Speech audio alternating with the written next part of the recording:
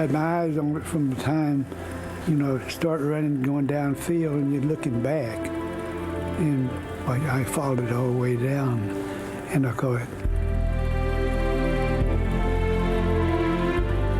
And it was over the head and into the hand. It was the impossible catch. Noble Goss's catch against Texas A&M in 1940 that was called the impossible catch is a picture that hangs in all of the halls of Texas memorabilia. I can't even remember how old I was when I first found out that Dad was famous for a second play, one that he didn't make, one that if he'd caught would have propelled the team to the Rose Bowl.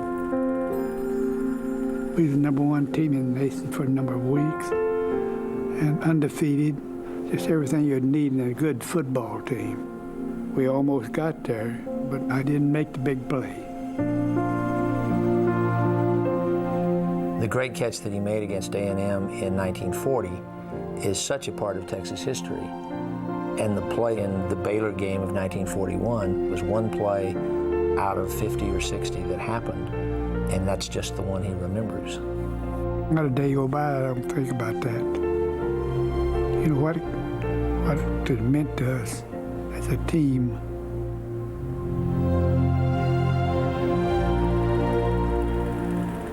Whether to catch it, I don't know.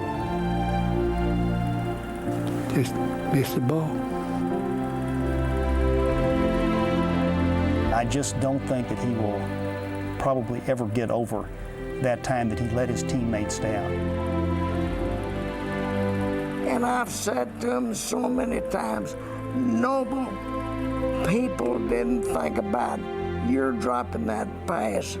You made it one of the greatest catches in football history. But he never did let it soak through.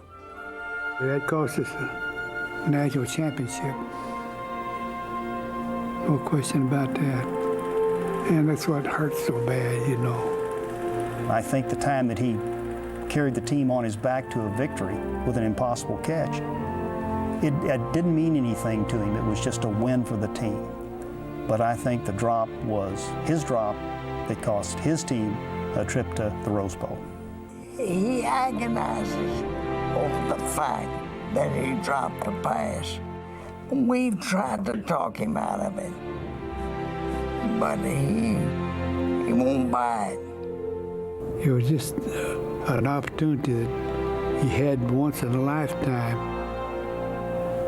but it just wasn't meant to be. And Noble, we hope you're watching today because there's about 100 or so Longhorns who want to make you forget that one miscatch and remember the great one you made. Now, one of the great things about coming to the Rose Bowl isn't just because you come to Southern California, but you get to see Mickey and Minnie and everyone else at Disneyland. Kickoff is coming up.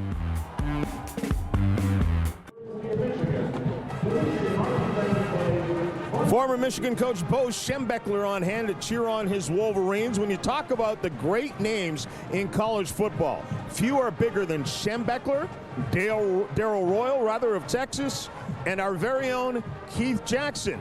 The three sat down for a chat. How come you guys never played each other?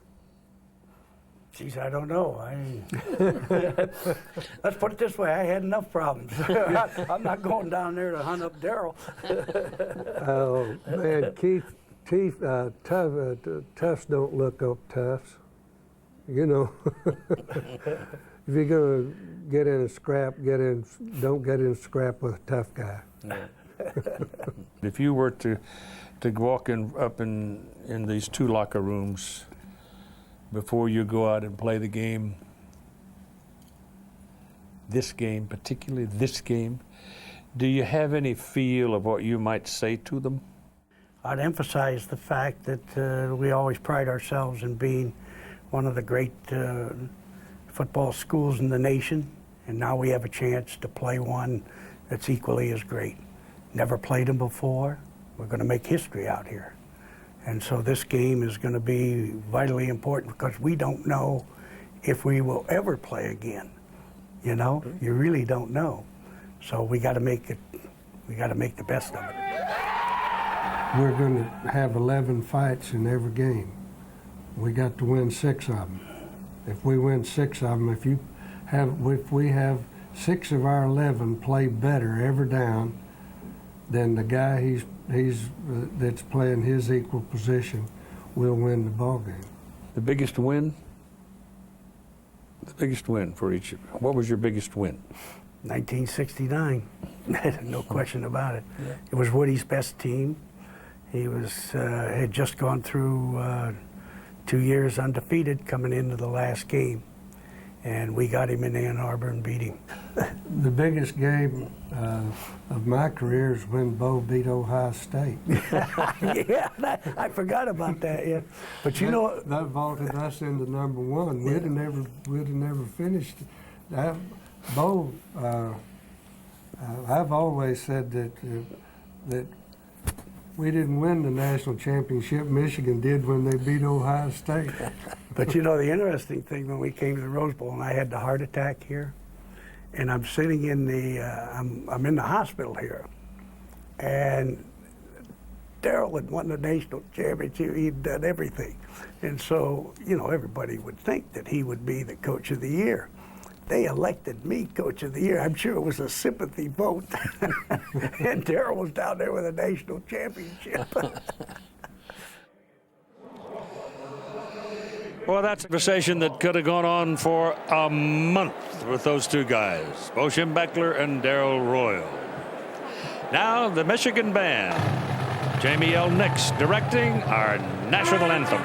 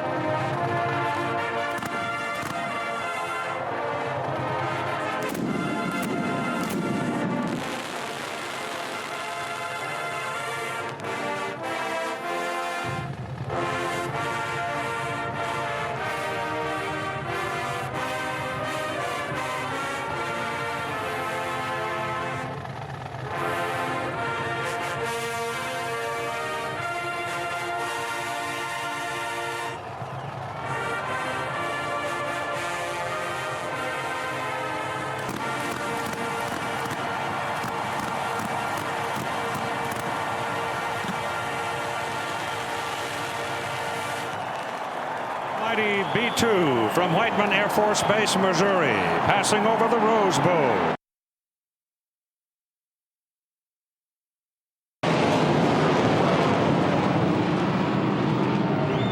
The pilot, Lieutenant Colonel Newt Tibbetts, mission commander, Captain Evo Kinish. B-2 stealth bomber, symbol of these times, isn't it? The Michigan Wolverines, first team ever invited to participate in a Tournament of Roses game, fielding Yost, Point-A-Minute Fellows pounded Stanford 49-0. And the committee went looking for other entertainment, trying chariot racing and ostrich racing. But dust and crinoline don't go together very well, so they went back to football in 1916. Michigan, however, didn't come back until 1948, when they played Southern California and beat the Trojans, 49-0. And today will be the 19th game in the Rose Bowl for the Michigan Wolverines, playing the Texas Longhorns.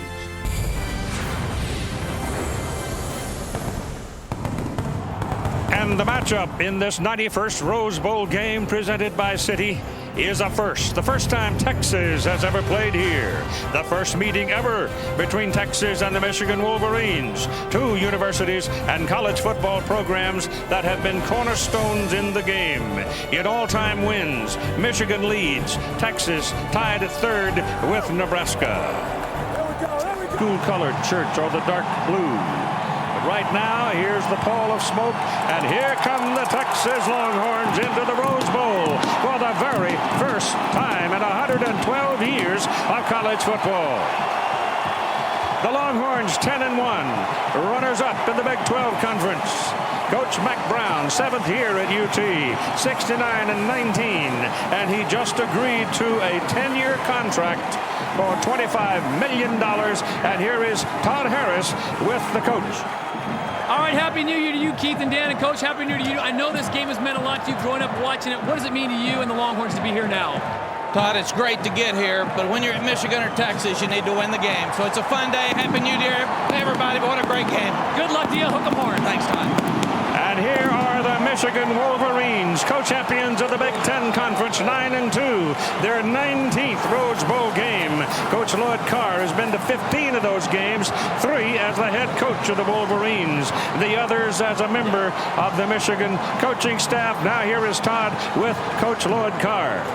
Coach, Happy New Year to you. Do you feel an advantage that you've been here before, especially as early as last year?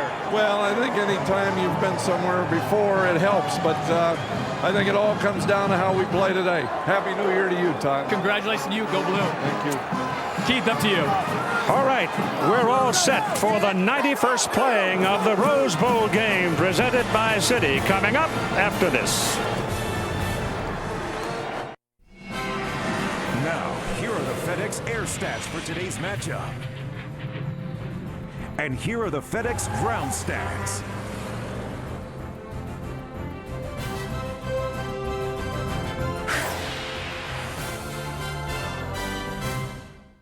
Now Mickey is to toss the coin.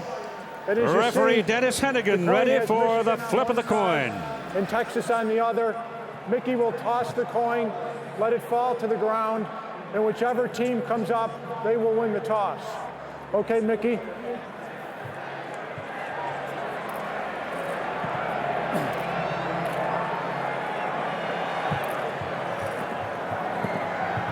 Texas has won the toss. You have your choice now at the start of the second half. You're going to defer. Texas has won the toss. They will defer until the second half. You want the ball? Michigan, what goal you want to defend? You want to kick this way? You fellas put your backs to this goal. Michigan will be receiving. Texas will be kicking off. Good luck, fellas. Referee Dennis Hennigan heading a Big East Conference crew who will work today's ball game. The Rose Bowl flashback now, presented by Citi. It has to do with weather. The last time there was meaningful rain here on the Rose Parade in the Rose Bowl game was 1955 when Woody Hayes made his first trip to the Rose Bowl with his Ohio State Buckeyes as national champions. Their opponent, Southern California. They scored in spectacular style on an 88-yard punt return by Aramis Dandoy, but the Buckeye quarterback Dave Leggett led his team through the rain and the mud to a 20-7 victory. That was 50 years ago, the last time it rained on the Rose Bowl. Well, we've had hard rain here in Southern California over the last few days. Yesterday was brilliantly clear. Today it is cloudy, but it is dry, and it was dry this morning for the parade. And now it's time to play some football. And Dan, do you reckon there's a little cottonmouth out there? Well, I know there is, Keith. This is such a great scene with half the stadium in burnt orange, the other in blue and maize. And the Longhorns electing to kick off to Michigan to put the great defense and especially Derek Johnson on the field.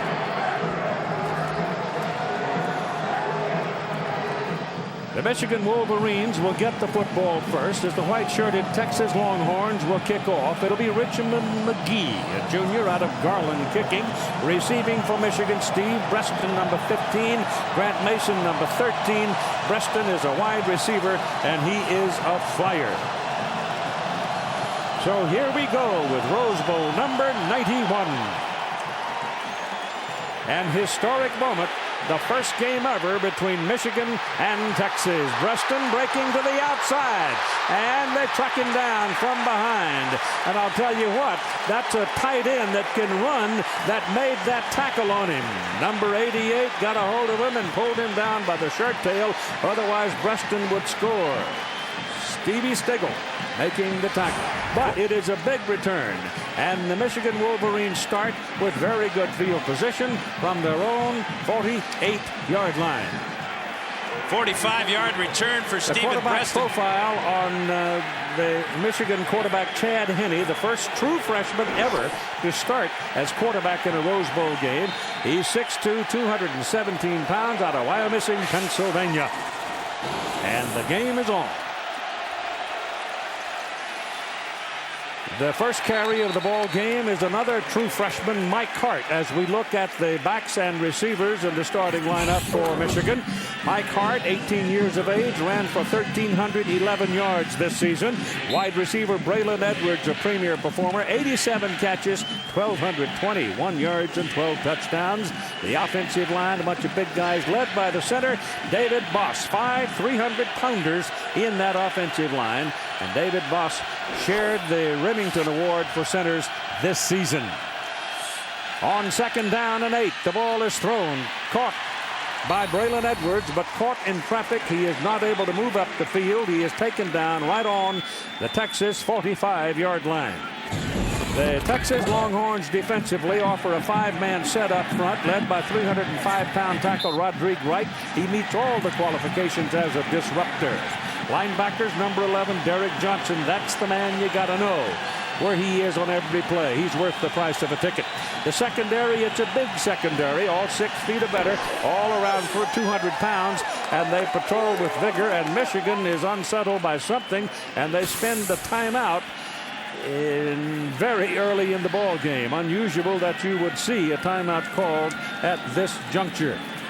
So with 13:44 to go in that first period, we'll be right back.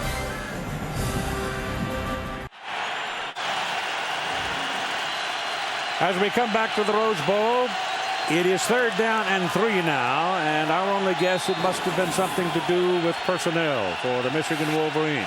3rd and 3 to keep the ball. Chad Henne's first pass completed to Braylon Edwards inside the 30, inside the 25. First down at the Texas 24-yard line before Terrell Brown can bring him down. Chad Henne finding the best receiver in college football, the Blitnikoff Award winner, Braylon Edwards. 2 catches now for 25 yards. Big 3rd down conversion on this crossing route here. Zone coverage for the Longhorns. And they fit it in just in time before Terrell Brown can get over there. And then Edwards, with great running ability, sets up Michigan on the 24. Well spent timeout, Keith. They had the wrong personnel in the game at the time. You always look better when that timeout means Yes, it does. All right, Edwards on this side. He's going back toward the ball. He's got the ball running a reverse. He gets a block on the corner. He's inside the 20, out of bounds at the 15-yard line. Michael Huff pushed him out, and there is a penalty flag on the play. Thrown over where he was shoved out of bounds. In fact, they're going to call holding on Carl Tabb. Tabb had to hold his block literally for a long time as a slow developing reverse play for the Wolverines, who don't run a lot of gadget plays. Holding, number 17 on the offense. 10-yard penalty from the line of scrimmage. We told you this is a Big East Conference crew headed by the referee, Dennis Hennigan. Edwards had gone in motion. Now he's going to circle back and take this handoff from Michael Hart. Good job by Hart. Then on the outside, number 17 tied up here. That's Carl Tabb holding on to Cedric Griffin. So it's an 8-yard gain, a 10-yard penalty. It'll be 1st down and 12 for the Michigan Wolverines. On the outside, it's Jermaine Gonzalez who's into the ball game. Jason Avant hurt, can't play. Ball to the corner, too high and too long.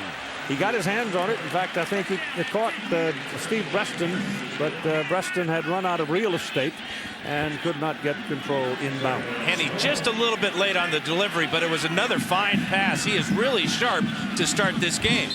Even though it was incomplete, he's got to feel good about getting the ball out to Breston. In talking to him on Thursday, we were down visiting. It seemed like I'm almost talking to a third person. He was so focused. Yes, he was. Very, very mature.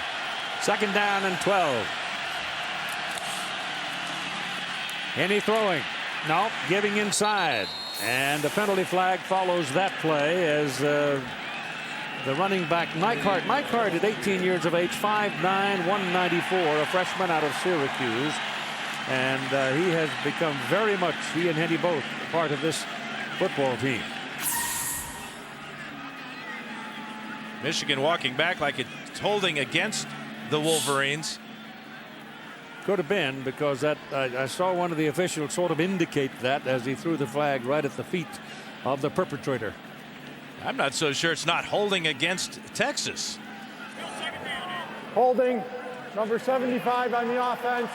10-yard penalty. Repeat second down. David Boss gets the call, but watch how Larry Dibbles works him. Right in the center of the play right here is Boss. And here's Dibbles, 92. Dibbles pulls Boss down on his back. That is defensive holding, not holding on Boss.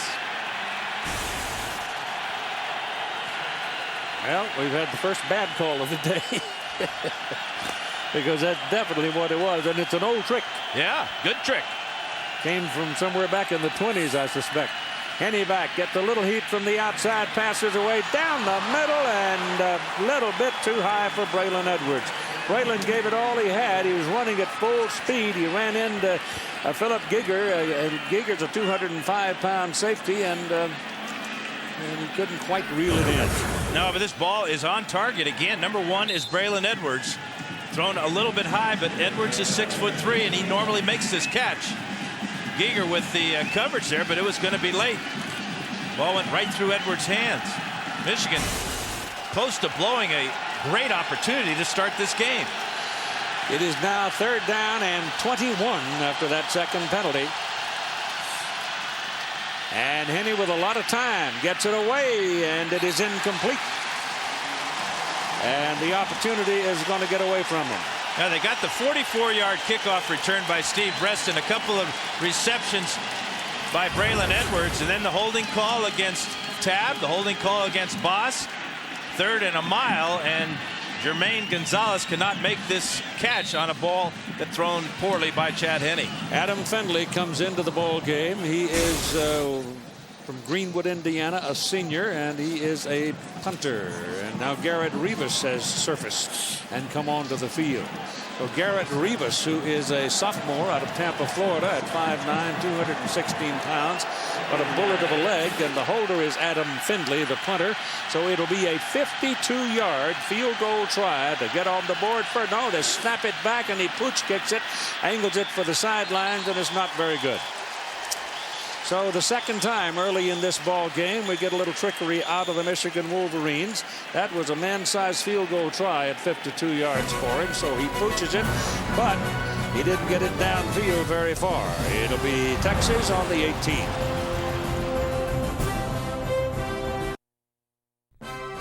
The Rose Bowl game presented by Citi. This ABC Sports exclusive presentation brought to you by Citibank. Thank you from Citi, a new kind of rewards program from a card you can count on. Jeep trail-rated capability. Don't go off-road without it. FedEx, proud sponsor of the BCS. Go air, go ground, go football. And Budweiser, the bright color and crisp, clean taste you'll only find in the king of beers. Well, let's back everything up and forget everything that happened, because in all of that melee, there was a flag thrown because there was a dead ball foul, too much time. Clock ran out, and so consequently there was no play. Dead ball foul, no play. And now with that added yardage to their situation, Michigan's Adam Findlay is in to punt, which is where we started in the first place. He's standing back at his 47. He'll hit it around the 50, and he's trying to get up in the air and kill it deep. And it takes a Texas bounce and goes on into the end zone and will come out to the 20-yard line.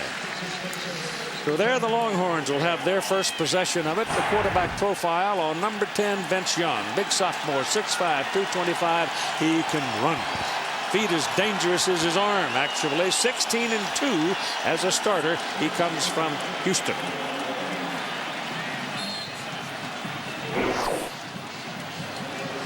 So from the 20, the first snap of the game for Texas, and Nate Jones is in to give him 3 wideouts.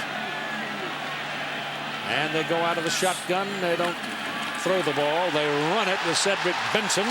And Benson, who's the Doak Walker running back of the year, gets it up to near the 30-yard line and almost the first down. Explosive guy, Cedric Benson, among the backs and receivers, winner of the award, as we told you, named for Doak Walker. 1,764 yards, 19 touchdowns, 4 straight seasons he has gained 1,000 yards or more. 4 in a row. And we've got a Texas injury off the very first offensive play of the game. And guess what? It's Benson. That's about the worst news they could have. No, he doesn't look good at all. It's either a left knee or ankle problem as he gains 9 yards on his first carry. This is the option read play for Texas. Nice hole up the field. Makes that cut there. And, you know, I walked on this field before the game, Keith, and it was in good shape, but it just looked on that play right there that the turf gave way, and he may have sprained a knee or ankle. Well, he's not willing to sit down right now. He's going to try to walk it off. Ramonce Taylor is the backup for him. He's a freshman, number 25, but not in the game at the moment. As they work out of the shotgun with Vince Young, and he is that other running back in the backfield, but the Michigan Wolverines are after him. He didn't have far to go to get his first down on 2nd down and a yard, and he picks it up as he runs into Lawrence Reed. Cedric Benson now comes back. So Benson gets back in a hurry. The Michigan defensive front reflected there, anchored by the big nose tackle Gabe Watson. The linebackers, you'll have some changing around there today. Lawrence Reed has 24 consecutive starts there. Ernest Shazer, the strong safety, will be up in the box quite a bit today as well, trying to control Vince Young. Here's a penalty flag and whistle. So we're getting the laundry dirty early. Well, you talked about whether there's cottonmouth or whatever down there. I think there is, Keith. Prior to the snap, false start, number 64 on the offense, 5-yard penalty, remains first down. Kelsey stuttered, moved on the play. It's a tough. I mean, this is a big moment. Let's face it. If you're 19, 20 years old, 18 years old, you don't think they're not wound a little tight? Good grief. They're lucky they can breathe.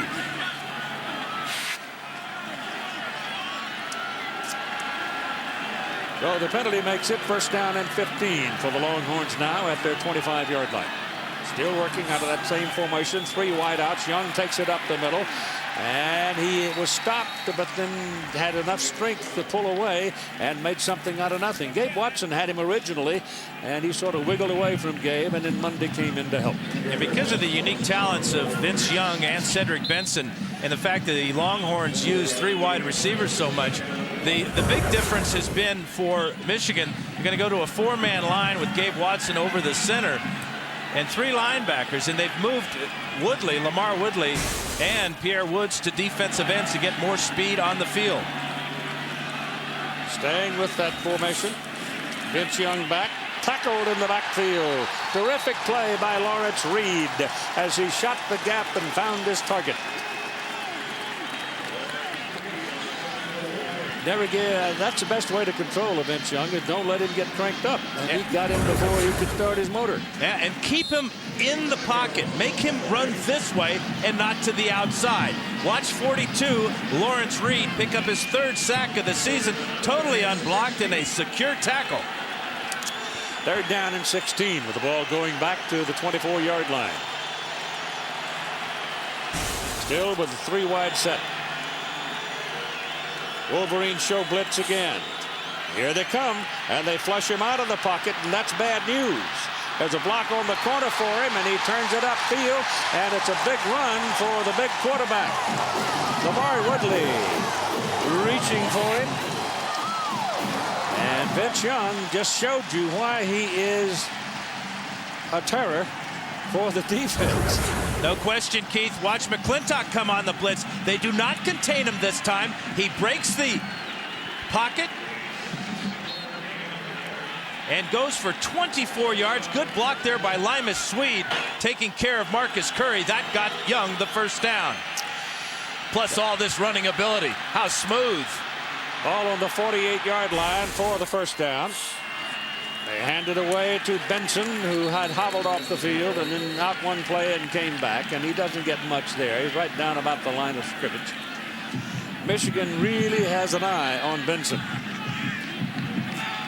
I mean, we're talking about all the effort to contain Young, but Benson, he is the real hammer in there, and we have run for more than 1,700 yards this year and 1,000 yards for 4 consecutive seasons or more. Well, that tells you all you need to know about it. Second down, call it 10, and this time Young goes under center. Still got it. Throws, incomplete, bad pass. He bounced that, threw it behind the short man, and bounced it. Monday night at 8 Eastern Time, undefeated Auburn beats Virginia Tech in the Nokia Sugar Bowl. And then Tuesday night, also at 8 Eastern Time, the Southern California Trojans, #1 in the country, against #2 Oklahoma Sooners for the national championship in the FedEx Orange Bowl. This is where Michigan wants to get the Longhorns in 3rd and long, an obvious passing situation. Make Vince Young beat him throwing the ball from the pocket. Has a lot of time, gets it away down the middle, and it was tipped, and it's incomplete. It's 4th down. It was tipped, I think, by Scott McClintock, and Bo Scaife was the intended receiver. Heck of a job by McClintock. We've seen him come on the blitz one time. That time he dropped back about 20 yards. And I'm not sure, even if McClintock doesn't put his hands on this ball, that it's going to get through, because the other linebacker, Prescott Burgess, was all over Scaife. These guys have got their middle linebackers running a lot these days, don't they? In both directions. Yeah. Richmond McGee. Bad kick. Off the side of his foot, but a pretty good roll on it, and he rolls inside the 20-yard line. He didn't get much, got about a half of it, and it slides off to the right. But even so, it's a pretty good kick. You're watching the Rose Bowl game presented by Citi on ABC Sports. With 8:37 to play in the first quarter, no score between the Texas Longhorns and the Michigan Wolverines here in Pasadena, and it remains dry, though we have a pretty good cloud cover by now. The ball has finally been placed down on the 18-yard line, where Michigan will own it. And this time they're pretty close to their own neighborhood as they come out with Braylon Edwards, Jermaine Gonzalez, and Steve Breston as their wide receivers. Now they've got Edwards moving back toward the ball. Chad Henne gives it away to Mike Hart. Hart caught by the ankle as he reaches for the line of scrimmage. He'll pick up 1 yard. Let's take a look at our Jeep rushing playbook, Keith. Back to the first play of the game. This is the zone read play for Texas. And the key here for Vince Young is to watch Lamar Woodley. Going to hand the ball to Cedric Benson, but he's going to read Woodley first. Woodley stays wide. He gives the ball to the tailback. Unfortunately for Texas, you'll see Benson grab his left knee here as he slipped on the turf. But we'll see a lot of that play today. 2nd down and 9 for Michigan. Again, Edwards moving. Thrown to the sidelines. Ball goes to Edwards, and Braylon is going to be short of his first down. He's tackled at about the 26. He's a couple of yards short. Philip Giger made the tackle. Yeah, Giger is the 3rd leading tackler for the Longhorns, the senior captain. Big guy, 205 pounds, sure tackler. This will set up another 3rd and short for Michigan. They converted the first time with that pass play to Braylon Edwards on that crossing route. 3rd and 2. If Michigan does not pick up the first down here, then you figure that Texas might get pretty good field position for their next possession. They're not going to get the first down either. Penalty flag thrown with the linesman across the way. It may be that one of the Longhorns was in the neutral zone, but we'll see. Derek Johnson getting his first tackle there of the ball game. How about the young freshman pulling him off sides? Yep. Number 90 on the defense. 5-yard penalty. Results in a first down. A little hard count, and he got him wiggling. And he got a good one wiggling. Roderick Wright, number 90. Right at the end of the screen here. A little head bob there. That's all it took. Actually, that's Tim Crowder. So that'll give Michigan a first down out at their own 31-yard line and gets a little more room at their back.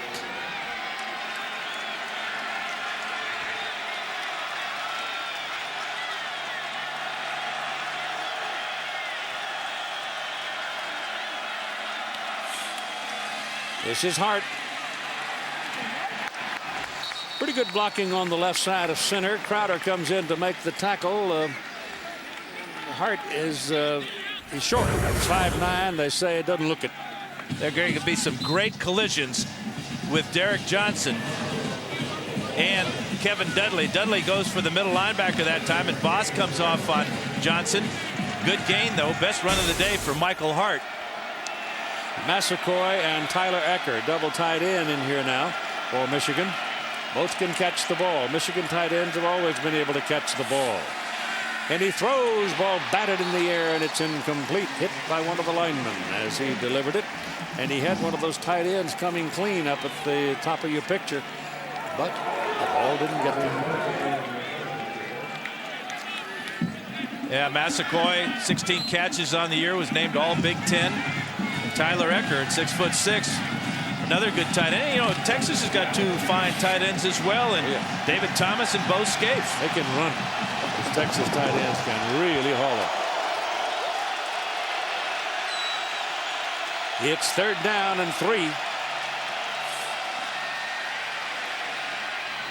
Oh, my goodness. That was a total miscommunication there, because Hennett threw it. The closest man to the ball by far was a Texas man. Well, I think he was trying to find Mike Hart, but you mentioned that he's a little bit short, Keith. He's about 5'7", and I think Henney just couldn't find him. When he looked up, Hart was nowhere near that ball. And they'll punt. Adam Findlay in. His first kick was for 40. He had a long this year of 68. Ramonce Taylor is back there to receive it. Ramonce is standing back inside his own 25-yard line. Findlay figures to hit the ball around the 34 and does. It's a low liner. Might be a little room to run here. Ramonce Taylor takes it, retreats to the 15 to 14, backing up. Now he gets a little help from his friends, but he is taken down at the 15-yard line. That's very good downfield coverage by Patrick Massey on the special teams. Mike DeBoard coming back to coach the special teams, having left his job at Central Michigan.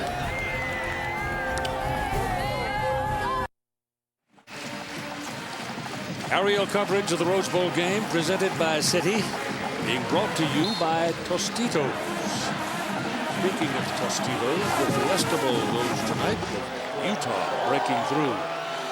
Lyle Sinline is out there at center for the Texas Longhorns as they start from the 15-yard line. The ball is handed away, and there's that Michigan defense really boring its neck. They were in the backfield almost before Cedric Benson got the ball, and Lamar Woodley, who has played as a 260-odd-pound linebacker, sophomore this season, he's been moved to the box and playing as a defensive end today, and he was first there. Here's Todd Harris. All right, thank you very much, Keith. Matthew McConaughey splits his time between Texas and Hollywood. And Matthew, I know I don't even have to look very much further than Burn Orange. You're a big Texas fan. That's why I'm here, my man. This is a big day for us. What does it mean as a Texas fan, though, to have your team in the Rose Bowl for the first time? Well, there we go, Cedric. Cut the corner, baby. All right. Man, I mean, Granddaddy Bowl, number 1. Number 2, we had a good season, man. We got a good program going under Mac Brown. And he just got his extension. It's a good day, man. We got Michigan, who's another old-time school. We never played 2 of the best-looking teams I've seen on a grass field in a long time. And I think we got them on speed today, man. They look a little one-dimensional. If we can snuggle up to number 1, Braylon Edwards, then I think we're fine, because their quarterback doesn't look too comfortable in the back pocket, and we got to keep beating them off the ball. This guy looks funny. He's an assistant coaching job. Matthew McConaughey, Keith, back up to you. I thank you. My wife thanks you. All right on, man. It's looking more. All right, man. 20-yard line, 3rd down. There's the pass completed as Young had a lot of time to look around, and David Thomas makes the catch for the first down.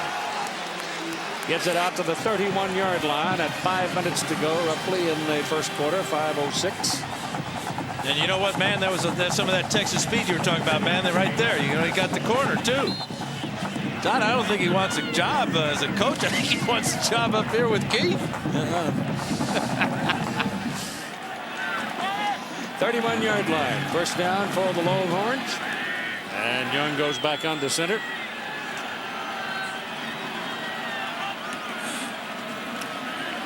Look, he's terrific protection. And he's got his man over here. Same fellow who caught it a while ago, Bo Scaife. He was running down the middle. And they were able to knock the ball away from him. But this time it goes outside. And the big guy, he's 6'3", 250 pounds. And he's a hard guy to handle. And he was an all Big 12 selection. 6th-year senior.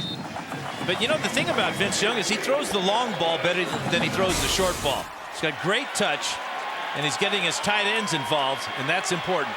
It is a first down for Texas. The ball is on the 48-yard line of Michigan, and Ryan Carter checks in. They're swarming after Benson, but he's tough, boy. Benson is a big guy, too. He's 225 pounds, but the way he rumbles around with his 6-foot frame, he is really a rock. Scott McClintock made that tackle. And the thing that's so impressive about Cedric Benson is the first guy never seems to tackle him. He has that size you talked about, Keith, and his strength in his thighs and his lean that he leans forward makes it very tough to get your arms around him. Second down, 9. Single back is Benson. Young goes down the middle, but that almost picked off. Lucky to get that one back. He threw it for David Thomas, but Ryan Mundy had a better chance of catching the ball than Thomas did. Mundy did a great job of reading the eyes of Vince Young, coming off his primary responsibility and breaking that one up.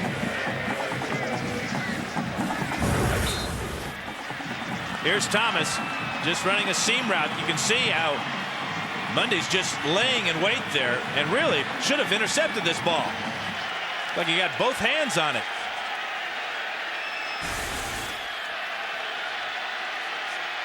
So it is third down and 9 for Texas out of the shotgun. Young throws short. Got his first down. Yes. Not by much, but he looks to have it from this angle. And again, they go to Scaife, the tight end. I say tight end only because he's so big. But actually, he plays out there by himself a lot. Well, he's got running ability, and Thomas does as well. But right now, it's just all in the tight ends for Texas. Good job of Young just flipping the ball. Different type of throwing motion for Vince Young, but it is effective. Completes nearly 60% of his passes. Chain gang on the field.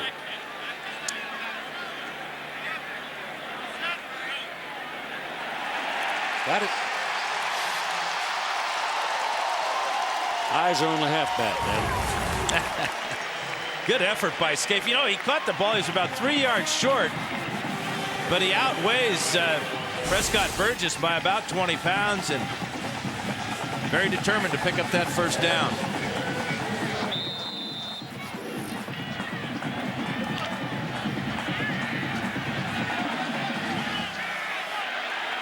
At the Michigan 37, no score, first quarter, 3.5 minutes to go.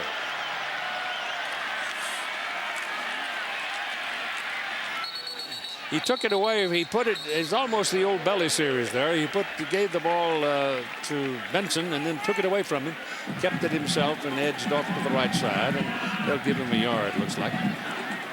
Yeah, it really is an option play, Keith, because he's reading the defensive end. And if the defensive end closes on the potential ball carrier, he pulls the ball out and takes off himself.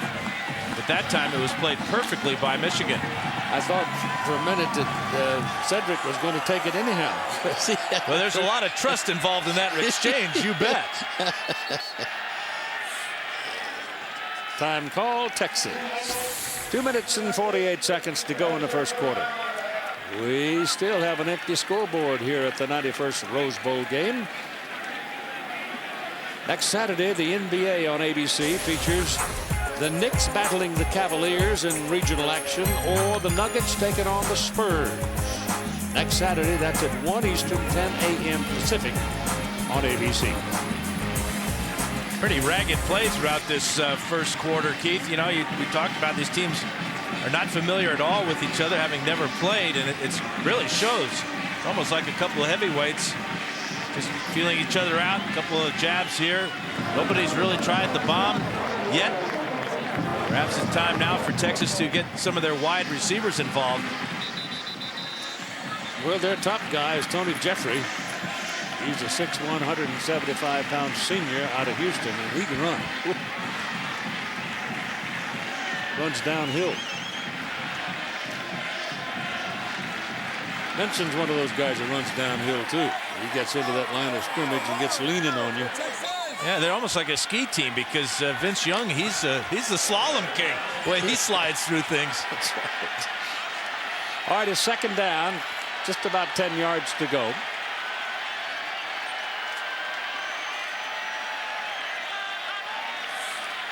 There's your pitch outside to Benson. Benson gets around the corner, and the Wolverines got caught inside, and the quickness of Benson hurt him. Marlon Jackson and Scott McClintock teaming up for that tackle, but they were late. Michigan does not see a lot of this style of offense playing in the Big Ten, but this is just a speed option. Shazer takes the quarterback, so he pitches the ball back to Benson. And there's Tony Jeffrey, number 12. He was occupying Marlon Jackson on the outside, and that's why Benson got so many yards. And they're looking at third down and 3. 3 for 4 converting third downs here in the first quarter for Texas. Benson. Well, he got outside again. Michigan got caught in the trap. And Leon Hall finally makes the tackle. Well, whatever was bothering him after that first carry of the game, I think he's back to being 100% healthy. Just a draw play to Benson. Nothing in the middle. But the vision to jump to the outside and then the speed to pick up the first down. Another third down conversion for the Longhorns. Now they're threatening. First down at the Michigan 20.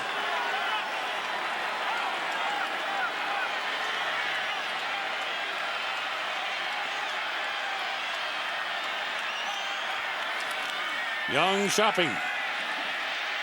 Throws short. Jeffrey drops it. Here's Todd. Well, Keith and Dan, you pointed out after that first play with Cedric Benson, it looked so bad on the replay. He came off the field, talked to the trainer, said, my knee really hurts. He stood there, set out one play, said, you know what, my knee feels better now. I'm ready to go back in. Cedric Benson right now definitely wants to be on the field here at the 91st Rose Bowl game. Well, it looks like the tire's full of air. He's not making any painful music about it. He's just working. Adrenaline. Yep. Young up the middle. He's touchdown.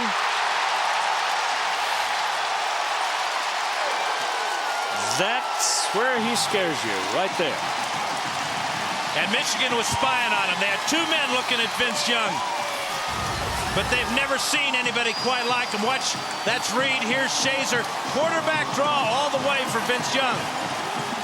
Reed gets taken out by Sendline, but look at this. This is just beautiful. The moves, the speed, the grace of Vince Young. Dusty Mangum for the point.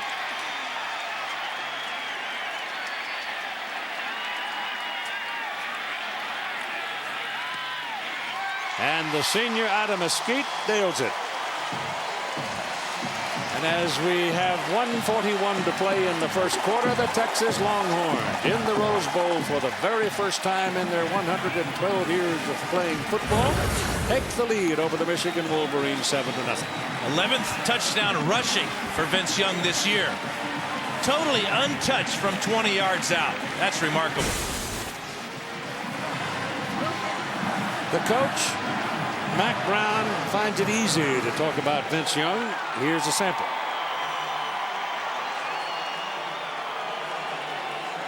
I saw him at Kansas keep his poise. I saw him at Oklahoma State play his best game when we were in trouble. I saw him at A&M fumble a ball that we didn't handle very well on a quarterback sneak before the game. 93% of the teams lose that have a 14-point swing like that. And I saw him come back and compete harder than I've ever seen anybody compete to win that second half because he wasn't going to lose that game. Well, he's showing you something. He's a sophomore. Richmond McGee will hit it, and you'll have Preston and Mason waiting for Michigan. That's going to be short. It's a hanger taken at about the 11-yard line by Steve Preston. Preston had a big return and open the game, and if he can get around that man, and he does, he might have another big one. They've got him pinned on the sidelines and finally get a hold of him at about the 49-yard line. That's just about what he did before. Well, he went for 44 on the opening kickoff of the afternoon. This one just about 37 yards, yeah. But again, Michigan at midfield, where they must get Mike Hart involved in the offense and reward Preston and the kickoff return team for the great job they're doing. What a move right there. In traffic, then the speed. And this is what I like, Keith. At the end of this, he was not willing to settle for just going out of bounds. It's got to be another inch he can make, don't you think? Yep, I think so. Here's a lot of shifting around by the Wolverines. They wind up with 3 wideouts and Mike Hart at tailback as the single back, and Chad Henne looking to throw, does throw, and he throws over Mike Hart. It's not too hard. He listed at 5'9", as we've told you, but I don't think he stands that high. And that one just went right over his head. Yeah, it had a little bit too much heat on it, and Hart couldn't get his hands up quick enough, or they might have had something going there. He had 2 people out to escort him down the sideline. He's caught 25 passes this season, most of them on plays just like that. Very good screen team. Second down 10, Michigan ball, their own 48-yard line. They trailed by a touchdown, 7-0.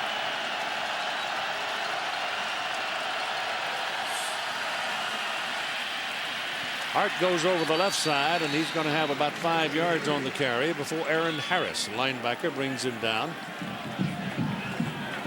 They must play pretty good football down in Mesquite, because I see a lot of folks on the roster here from Mesquite, Texas.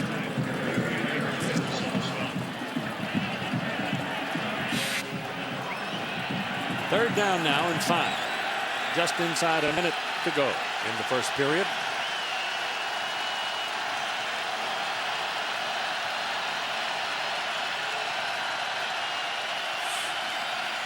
Chad Henne with time. Now the heat comes, and down he goes. Number 2, Aaron Harris, got the lick on him. He came free, and there was a wide open shot right up the middle. Kind of a hesitation blitz by both Aaron Harris and Derek Johnson.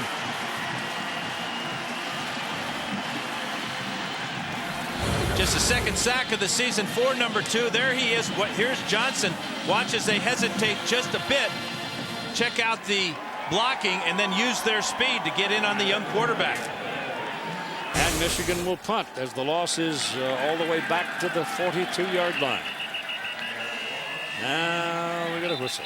Now the battle of third downs is being won by Texas. On offense, they're 4 out of 5, and defensively they have held Michigan to just 1 out of 4 conversions. Please reset the game clock to 8 seconds. They want 8 seconds put back on the game clock. It had run down to 1 second. I don't think it would have made much difference, but they're going to do it anyhow. Now it's rolling. I don't think Michigan wants to punt it, and they're not going to punt it. They're just going to open the second quarter of play with 4th down and 16. ABC Sports presentation of college football.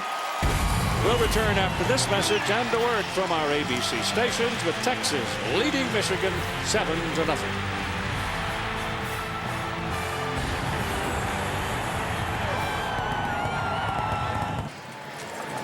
Here we go to the second quarter of the Rose Bowl game today, presented by City. Bebo has arrived, and I heard a fellow say, if we win this game, I'm going to ride Bebo right down Rodeo Drive, he said.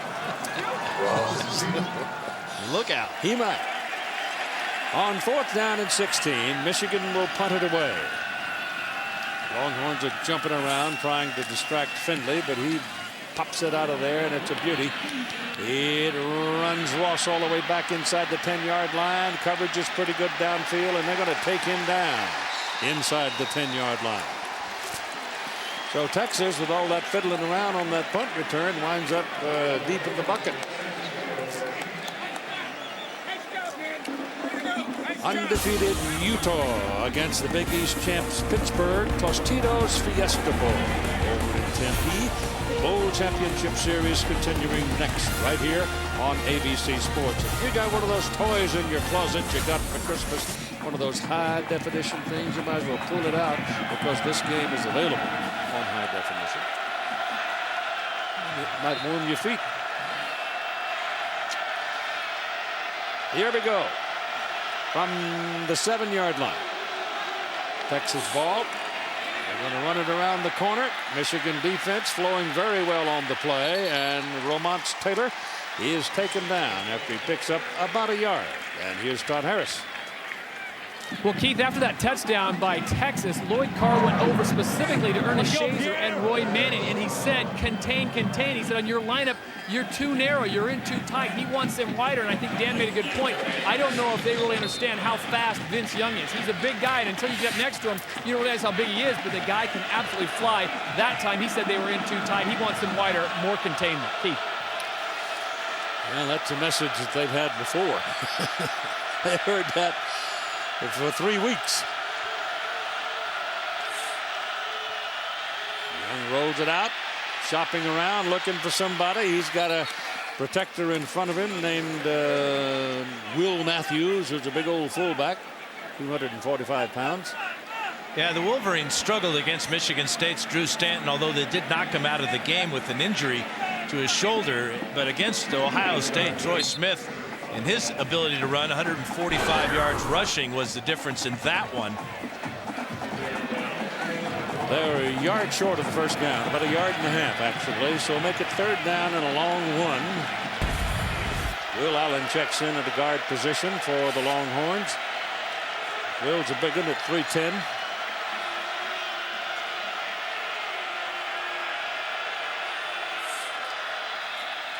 That's Benson. Didn't make it. He did not get back to the line of scrimmage. And it'll be 4th down and about 2. Or maybe a little more than 2, as Lamar Woodley and Scott McClintock just pinned him right at the line of scrimmage. Yeah, great job by McClintock to get off on the snap, get that penetration, and really take away the blocker. Here's McClintock right here. He's going to get in here with help from his friends, but you can see that Will Matthews never got anywhere near opening a hole for Benson. Preston is waiting upfield. They should get very good field position as Richmond McGee punts it, and McGee lets get some air under it, but Preston makes the fair catch, and he's going to be right at midfield. So once again, here sits the Michigan Wolverines in the middle of the field after a Texas punt, and they haven't done anything with it yet. ABC Sports coverage of the Rose Bowl game presented by Citi continues. 7-0. Texas is leading. 13:47 to go in the first half. And Michigan ball, 1st down at midfield. 3 times now they've been up around midfield and done nothing with it. This is Mike Hart spinning and getting 5. He broke a tackle of Aaron Harris to get down to the 45-yard line. He's tough to tackle. He's not very tall, but he's very thick. Great legs, where he just keeps driving, pumping those thighs, spinning, and he just bounced right off Aaron Harris. Yeah, he's like J.J. Arrington, some of those kind of guys. They ain't got no handles. That's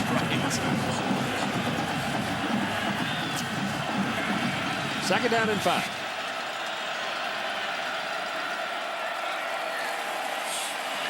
This is Hart again, and they're going to need 2 more on 3rd down. So number 2 stepped in there and got a hit on him. Aaron Harris, boy, he's been busy.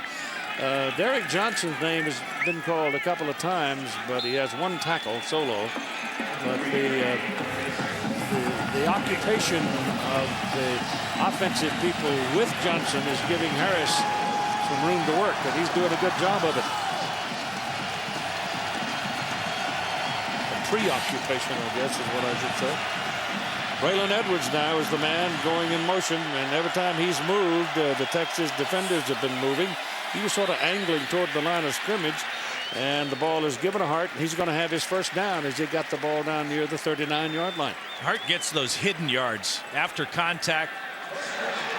Last two plays, he has been able to pick up about 2 yards on each of them after he's been hit. That was a huge third down conversion. There is some serious big-time head knocking going on down in the trenches when Michigan has the ball. There's some paint swapping on those helmets. I'm sure those white helmets are going to have some maize and blue on them, and vice versa.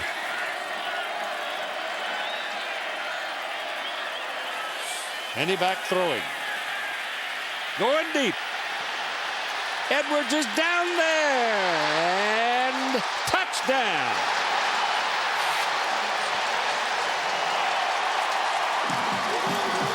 It was close, and the official gave it a long look, but he got a foot in. Henny had started the game 2 for 2, but since then he had been 1 of 7. He goes back to number 1, and number 1 produces another spectacular catch on a long ball. Safety late getting over. The ball is on target. The catch, the feet in, touchdown Michigan. Man, that's beautiful.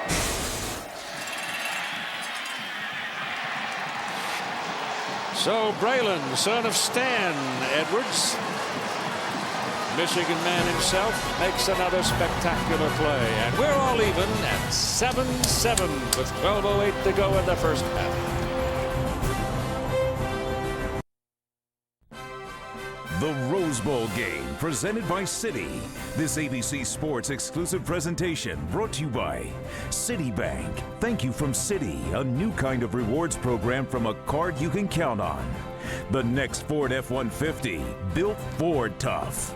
Nokia, take a closer look at Nokia, so much more than just a phone. And Aflac, ask about it at work.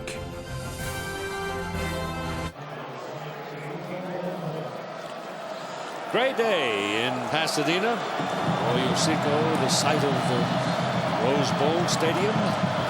Troy Nienberg will kick it off now for the Wolverines as they have scored, and the game is tied at 7, and the acceptance of the ball by Romonts Taylor at the 3-yard line.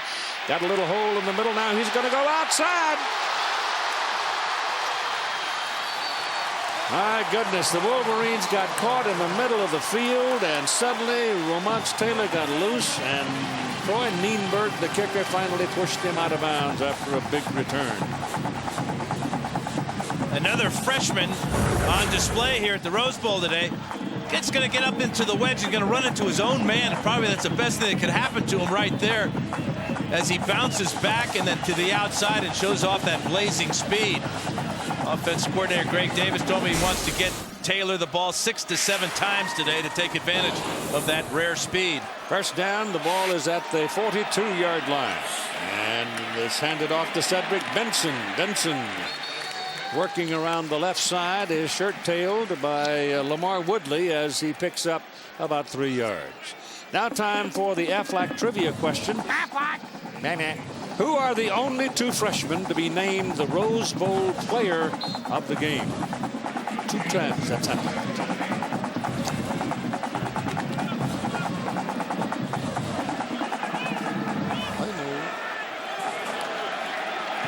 Second down, 8, Texas.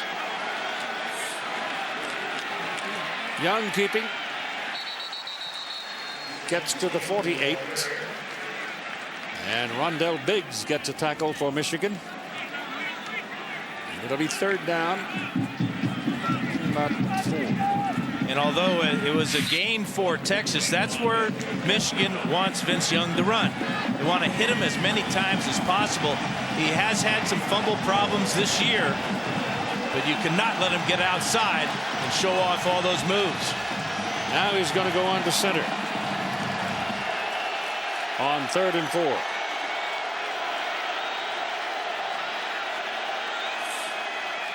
Going to throw. Underneath, that's Jeffrey. And that's a first down. Tony Jeffrey lined up on the right side, just ran a slant right across and kept on trucking, and suddenly the ball was there, caught, and first down, moved the chains. Leon Hall made the tackle. Well, the Texas offensive line can give Vince Young pass protection like this because Michigan has to be aware of him taking off on quarterback draws and the such. So he had all the time in the world to find Jeffrey on that shallow cross. 45-yard line, the Michigan side of the field. This is Benson, 2 yards. A lot of work for 2 yards. Again, Woodley the tackle. And that's why Woodley is in the game at defensive end. Jim Herman has opted to go to a 4-down line configuration with Woodley right here and going to take advantage of his unique running ability to run down the very quick Cedric Benson.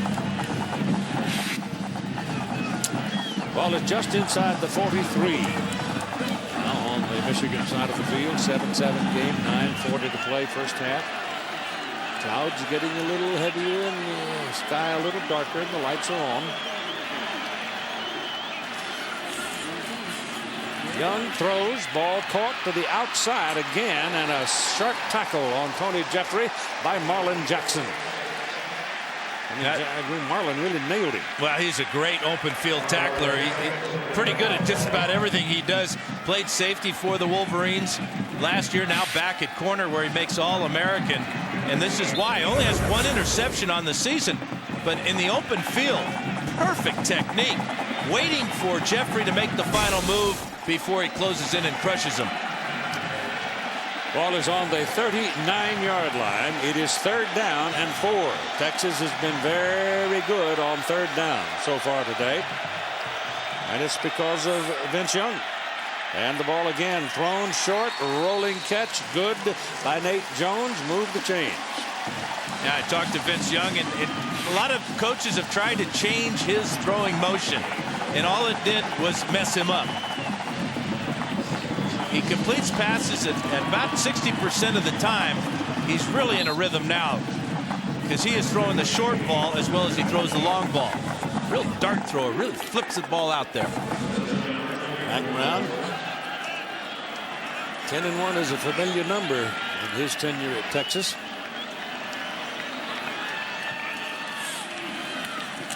Young keeps it and gets hammered about the line of scrimmage. He bellied it with Cedric Benson and then took it into the middle, and they jumped all over him.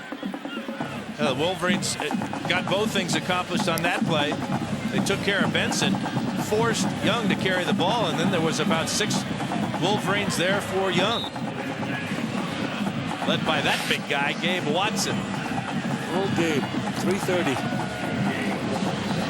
And he earned that 330, didn't he? Leading biscuit eater on the team.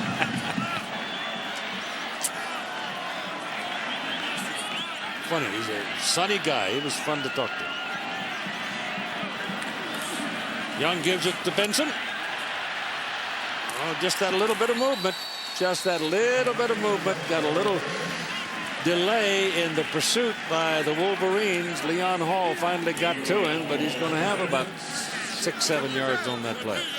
And remember, he also ran away from Pierre Woods, another linebacker converted to defensive end for this ball game. So they'll be looking at another 3rd down play. 3rd down and a long 3. Yeah, 6 out of 8 in the first half converting on 3rd down now for this man, Vince Young. He's done it all, hasn't he? All of them. Had a hand in it. Yep. High formation this time. That's Jeffrey taken off. They give this one to Benson. And he goes for it. And that linesman coming in, both linesmen have got him on the same line, and he's short. Yeah, but I bet Mack Brown is real tempted to go for it on 4th down. Needs a yard. Yep, sending in 2 more tight ends.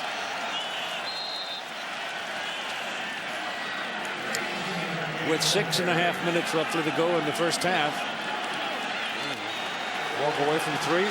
Maybe he thinks this is on the margin for the place kicker. Fourth down and a yard. Penalty flags as Benson picks up the first down. But who moved? David Thomas says Michigan moved. Offside. They did. Number 99 on the defense. 5-yard penalty results in a first down. Pierre Woods. Yep, not only a first down, but 5 yards, which when you get down to the red zone, very important. Woods, number 99, in the neutral zone. So a considered risk pays off for Texas. And it's first down at the Michigan 20 in a 7-7 ball game. 6 minutes exactly to play in the first half.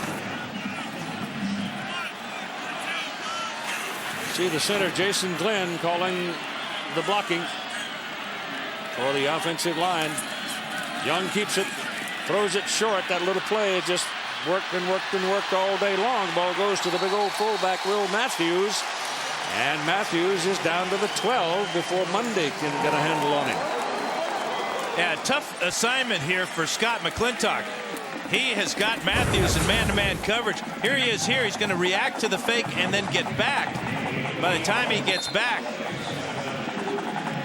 Matthews is going to be out on the run there. Joey Sarantos cannot make the tackle, but there's Marlon Jackson, but too late. Second down and 2 now. Texas threatening again. Up the middle goes Matthews. He's short by a yard. And he's a big fullback too, 6'3", 245. And if Cedric Benson goes down, Will Matthews becomes the tailback, as we saw earlier in the game. Third down and 1. I'll tell you what, they've used every third down all day.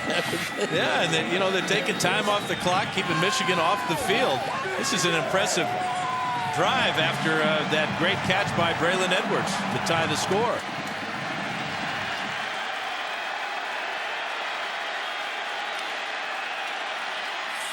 Young's got it, throws that same little pass to the outside, and this one goes for a touchdown to David Thomas.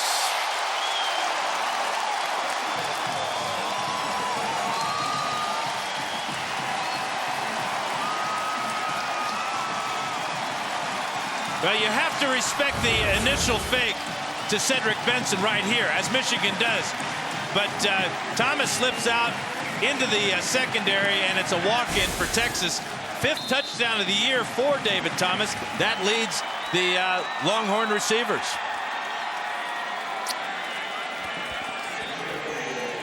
So they go 58 yards in 12 plays to take the lead. Dusty Mangum, another one from Mesquite, knocks it right down the pipe. And it's a 14-7 Longhorn lead over the Wolverines at 4:16 to play in the first half.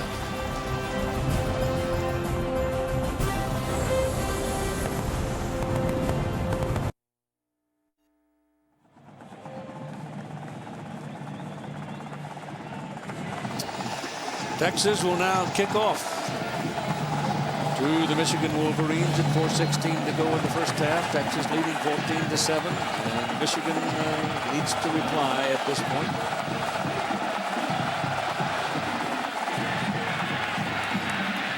Ball is taken at the 3-yard line by Steve Breaston, and a good tackle. And he's out about the 22-yard line, brought down by Marcus Griffin. But Breaston was a half a step away from making another big return. Earlier we asked you the Aflac trivia question, who are the only 2 freshmen to be named the Rose Bowl player of the game? Well, they're both Westerners. In 1982 from the Washington Huskies, Jacques Robinson. And 1986 from UCLA, Eric Ball.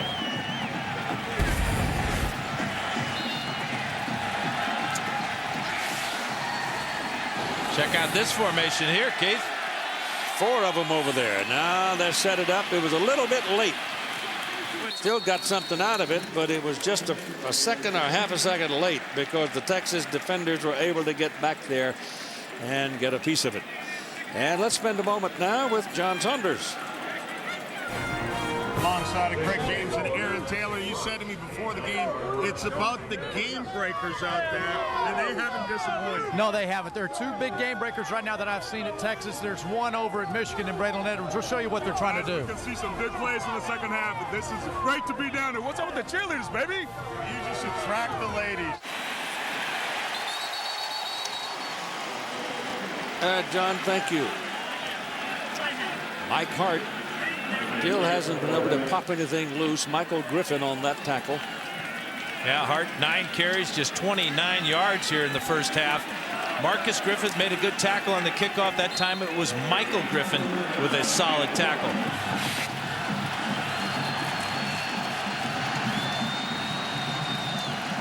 They're from Austin, Texas. Michael is. He's stayed at home.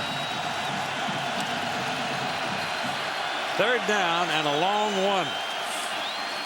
Preston, who had played quarterback in high school, lined up in the deep back position. Ball snapped to him, and he went to the sidelines. There was nothing out there but white shirts, and he does not get the first down.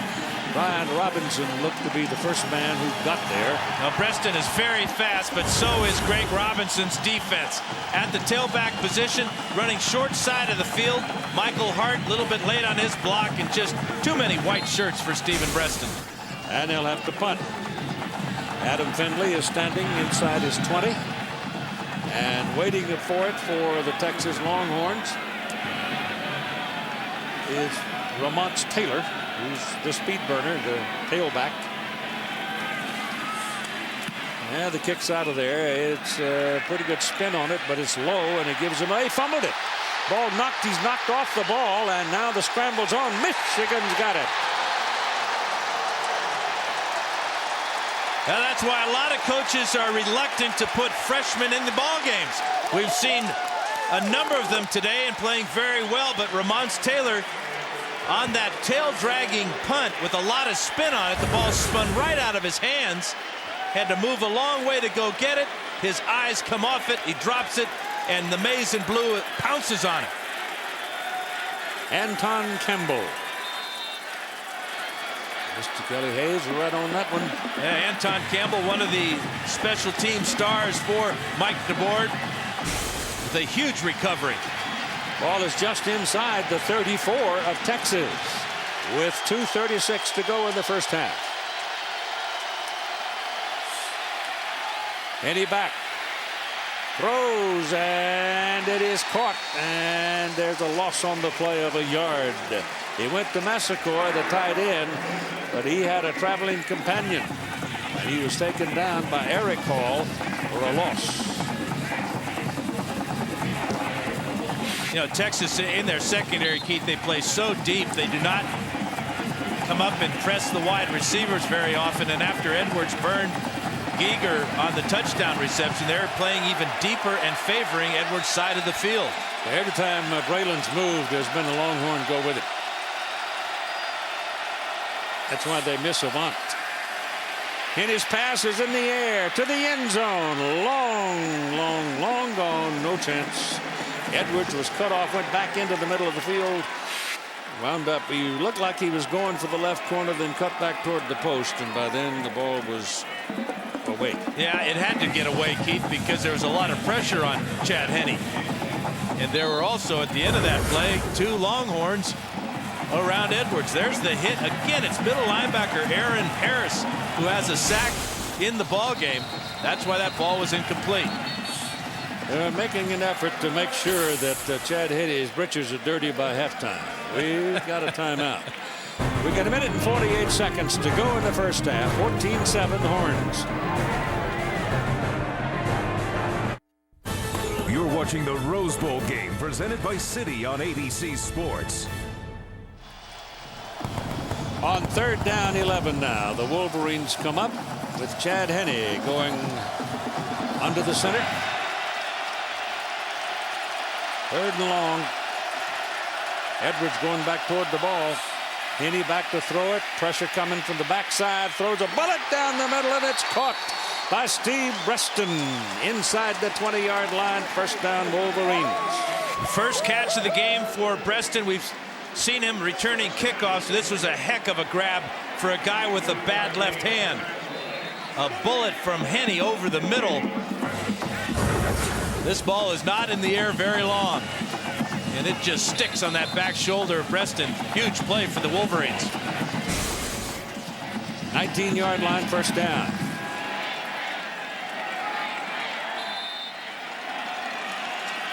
.128 and counting in the first half.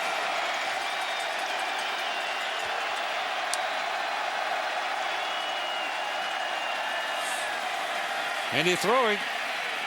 Tight end Tyler Ecker, 6'6", big old target, and he slammed it in there. Yeah, he catches the ball, Keith, and he just leans down the field and picks up 3 yards. Again, watch how quickly this ball gets onto Eckert.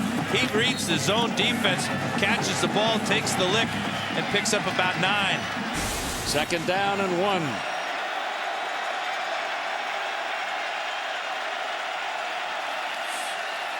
Give it a Hart. He's got the first down. They're going to give him the 8-yard line, I believe. Yeah, Michigan's going to burn their second timeout. That's a good move by Lloyd Carr after a heck of an effort by Mike Hart to scramble and pick up that first down. When we come back, the Michigan Wolverines will have first and goal at the Texas 8.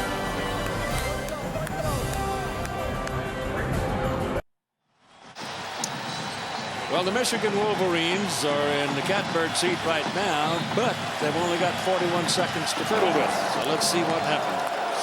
14-7, Michigan trying to tie. Any back is throwing, got some heat coming, passes away, throws it away. Might as well. He was looking, the only fella available to him was Kevin Dudley, and he needed Kevin back there in the backfield to keep somebody from killing him. I think Aaron Taylor was open where that ball ended up. He was. Michigan looking to capitalize on the only turnover of the ball game, the muffed punt by Ramons Taylor. Why wouldn't you play jump ball with Tyler Ecker, 6'6"? I'd rather play jump ball with number 1, Braylon Edwards at 6'3".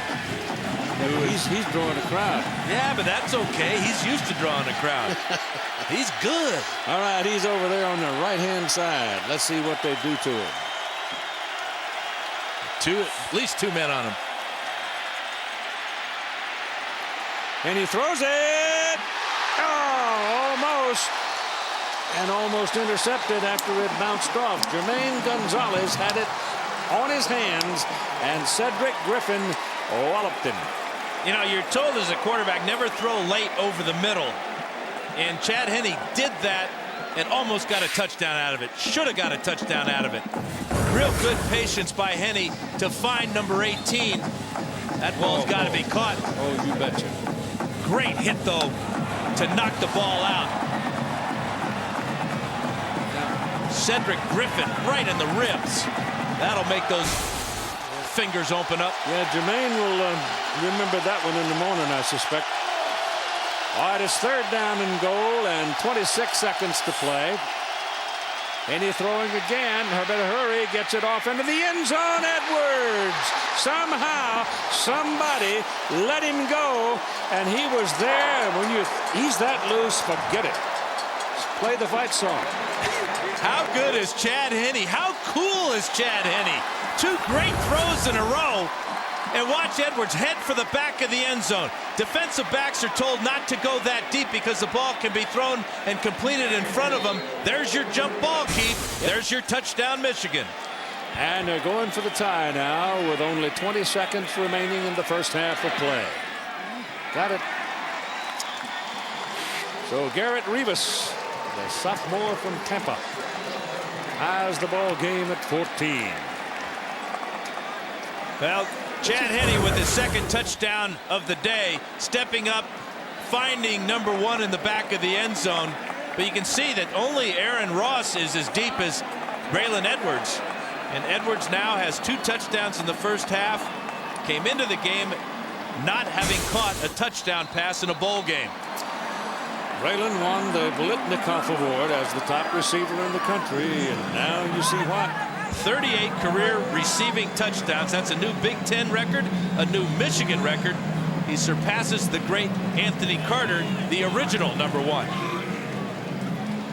Oh, he was a greyhound, wasn't he? Oh, well, he could run through everything. This was not bad. No, he's not. But he's bigger. Well, and he's got such great ability to make a play on a ball in traffic. There was no traffic on that play. Do you ever lay in a quiet night on your ridge up in Oregon and think about, boy, if I was 25 again and had those kind of receivers to throw it to? I don't know, Keith. I had some pretty good guys myself. Ball's kicked on the ground, rolling downfield. Texas will get a pretty good field position out of this as Will Matthews picks it up and brings it back. And with 15 seconds to go, they'll have a couple of shots downfield. Stay tuned for the Ford postgame report immediately following the game. But Keith, I did dream about being 25 again. Oh, we've all done it. I'm at the point where I dream about being 55.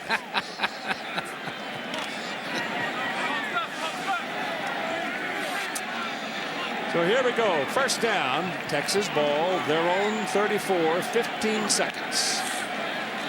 They're going to the clubhouse in a tie game. Young turned around and handed the ball to Cedric Benson and said, don't drop it. And they're heading for the lunch counter in the locker room.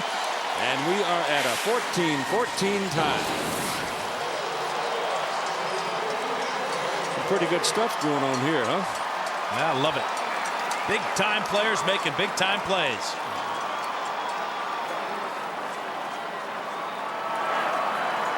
Well, here's today's Nokia player comparison, taking a look at both the running backs here, Cedric Benson and Michael Hart, both having a tough time getting underway. The plays have been made by quarterback Vince Young and by wide receiver Braylon Edwards. Now Todd Harris. All right, thank you, Keith. He's the coolest coach in the country. He comes in with a freshman quarterback, a freshman running back, but it's Braylon Edwards that is doing the job. Well, I think we've done a great job in the kicking game, Todd, and we've had some great field position for our defense because that offense is they give you a lot of problems. What do you have to do now that it's a tie game and you're starting all over again? What do you have to do in the second half to negate what Texas is doing? Well, we talked about when this game started. We want to come in here even or ahead. We're even. Now we got to play 30 minutes of the best football of the season. Good luck, Coach. Thank you. Keith. Coming up next, the Pontiac High Performance Halftime Show. After this message and the word from our ABC stations with the score. Texas 14, Michigan 14. Welcome to the SBC First Half Music Highlights featuring Phil Collins.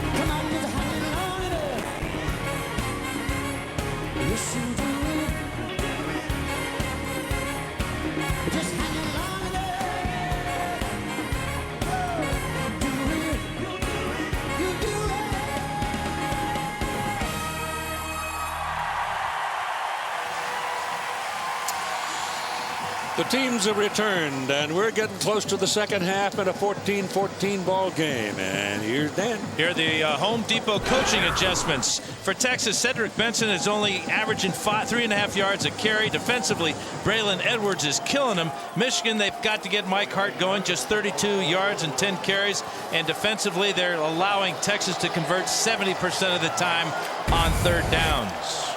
70%? 7 out of 10. Whoa. Nienberg kicked it off. Taken at the 6-yard line by Romance Taylor. And the speed burner gets it out across the 25, up near the 27. Well, here's today's city game summary. You can see that Michigan not doing anything on the ground. The big play in the first half, of course, was that turnover, the muff punt by Romance Taylor that Michigan capitalized on to tie the ball game at 14-all.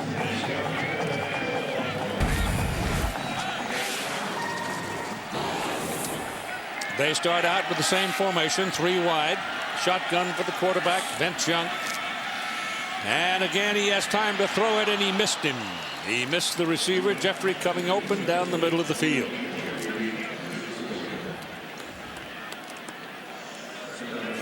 That was an opportunity that got away from Vince Young. He had an outstanding first half. 8 completions out of 12 throws, 75 yards, and that 1 touchdown pass to David Thomas. But that would have been a great way to start the second half. That would have put the ball out by midfield. Well, this has the making of a last mistake loses kind of a ball game. It's 2nd down and 10. Young's going to run it, and the Wolverines jump him. Maybe short of the line of scrimmage. Lamar Woodley, first man to hit him. Let's go back to the first half and check out Vince Young. This 20-yard touchdown run. He rushed 9 times for 57 yards, but he got it done through the air as well. On that drive, he was a perfect 5 for 5, capping it off with that 11-yard touchdown pass to David Thomas. Probably was a little easier to convince some of the Michigan defenders to stay in their lanes, stay where the game plan is, because that time they just stuffed him. He looks for that little short pass, though, and there it is. It's available to him. He completes it to Bo Scaife, and that'll be a first down. Well, of his 9 completions rather, Scaife has 3 of them, and the other tight end, Thomas, has 2 of them. He appears to be shaken up just a bit, though. Another crossing route for a Texas tight end, and with that size, Scaife picks up the first down easily. Lawrence Reed left the ball game, seemed to be shaken up a bit. Prescott Burgess is behind him, and Burgess is one of those with such high promise among the young ones. They give the ball to Benson, and Benson is right at the line of scrimmage as McClintock is there to put a hit on him. Benson is one of those kind of running backs, though. You just keep beating on him, and he keeps beating on you, and you keep holding on to him, and he hadn't done much all day, and then all of a sudden you're looking at his hip pocket. Yeah, only 5,500 yards rushing in his great Texas career. That's a lot of beating both ways. You got it. 2nd down and 9. It's actually 10. It's a matter of inches. Hey, letting him get loose. He throws the ball this time on the run, and he throws it behind Will Matthews. Here's Todd Harris. Coach, it looked like you found a way to stop their running game and the rest of their game except Braylon Edwards. What do you do in the second half to shut him down? There's a reason he's the best player in the country at wide receiver. They're doing a lot of different things with him in formations to give us a tough time. We've got to continue to stop the running game. We've got to get more pressure on Chad, and I think that's the key. We've got to do a better job with field position. 2 long kickoff returns for them, the fumble, or we're probably up 21-7. So what I told the guys at halftime, great Rose Bowl. It's the way Texas and Michigan ought to be. 2 of the best programs in the country. 30 minutes to win. Let's go play. Good luck. Thanks, guys. Young loose. I mean, really loose. Touchdown. No flags.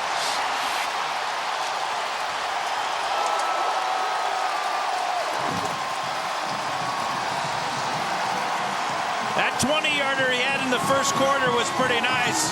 This 60-yarder 3 times as nice. I mean, he just shocks Michigan with this play. In the shotgun formation. Ad-libbing, seeing the opening, taking it, and then making people miss. Making good people miss. Marlon Jackson, and then outrunning Hall to the end zone. Wow. Dusty Mangum for the point. Good. 21-14 Texas at 12:53 to go in the 3rd quarter. A spectacular run by Vince Young.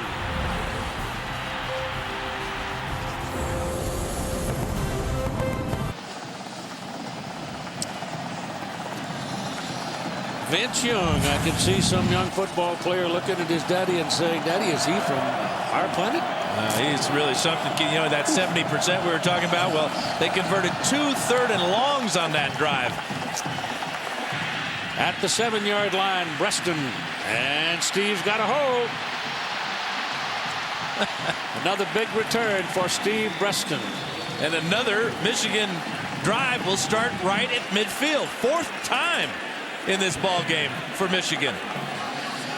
Monday night at 8 Eastern, you'll have undefeated Auburn. The Tigers meeting Virginia Tech in the Nokia Sugar Bowl in New Orleans. And Tuesday night, also at 8 Eastern, #1 USC. Southern California battling #2 Oklahoma for the national championship in the FedEx Orange Bowl. That's here on ABC Sports. And it will be my distinct privilege to sit in my rocking chair and watch it. I got one too, my friend. Can't wait. That's going to be a great one. In his pass. Whoa. Braylon Edwards took a pretty good lick from the defenders. Yeah, ball was thrown up the field for Edwards. He stopped short on his hook route. Henny's lucky this ball wasn't picked off. But the Texas defenders are so intent on doing just that. Aaron Harris having a heck of an afternoon as he drops #1. And it's 2nd down and 10. And Braylon may have a little ringing sound in his helmet.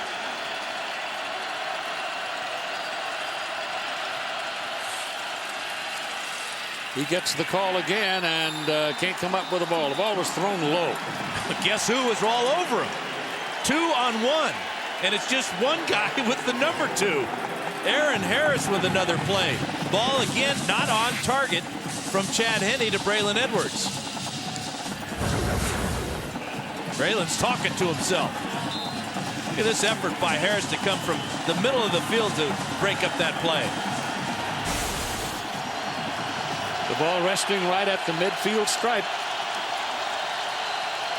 That's 3rd down and 10, and Michigan spends a timeout. That first timeout comes at 12:38 to play in the 3rd quarter.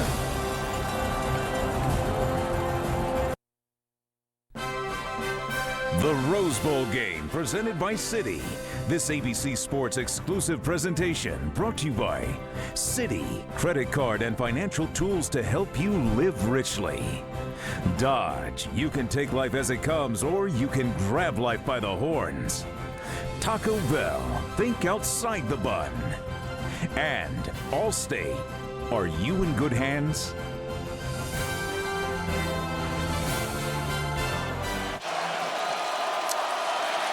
And we go here at 12:38 to play in the 3rd quarter. 21-14 Texas. Michigan on 3rd down and 10 at midfield. And he steps up, throws, has a man open, pass good, caught by Breaston. Steve's on the move. Breaston heading for the corner. Touchdown.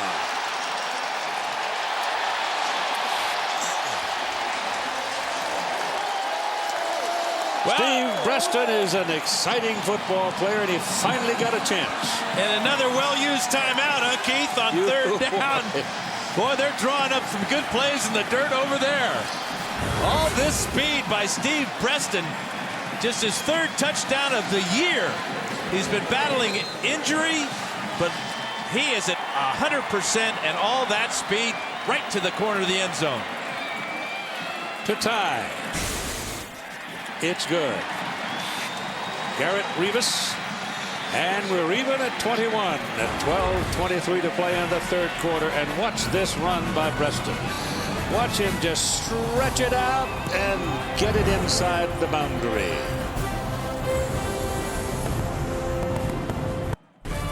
You're watching the Rose Bowl game presented by Citi on ABC Sports.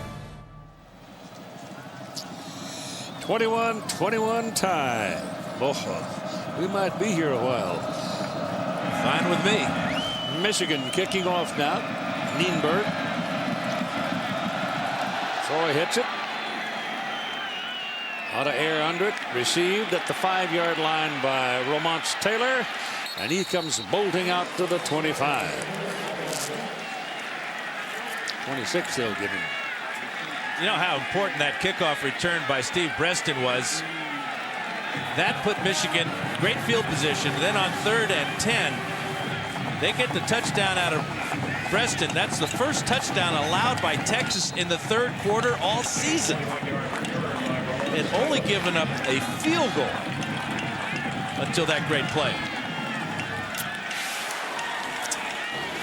Well, they're playing a pretty good team in a pretty good place.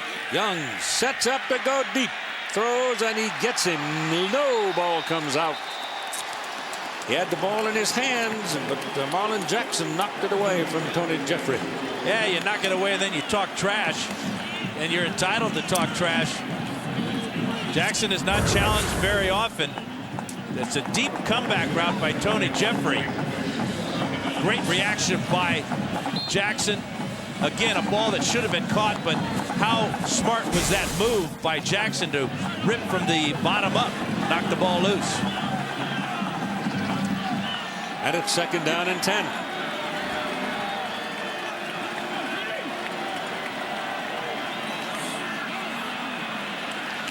Do I see the penalty flag over here on this side? I do. There's one on the other side, too. Yeah, Scott McClintock trying to time his blitz was too fast. He made the tackle on the play, but it's going to cost the Wolverines 5 yards.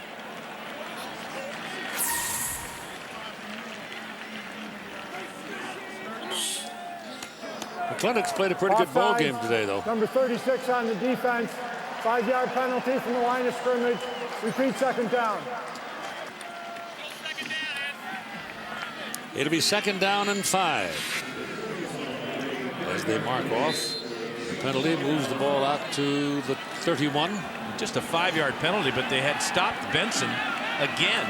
Dropped him for a loss on that play. Yep.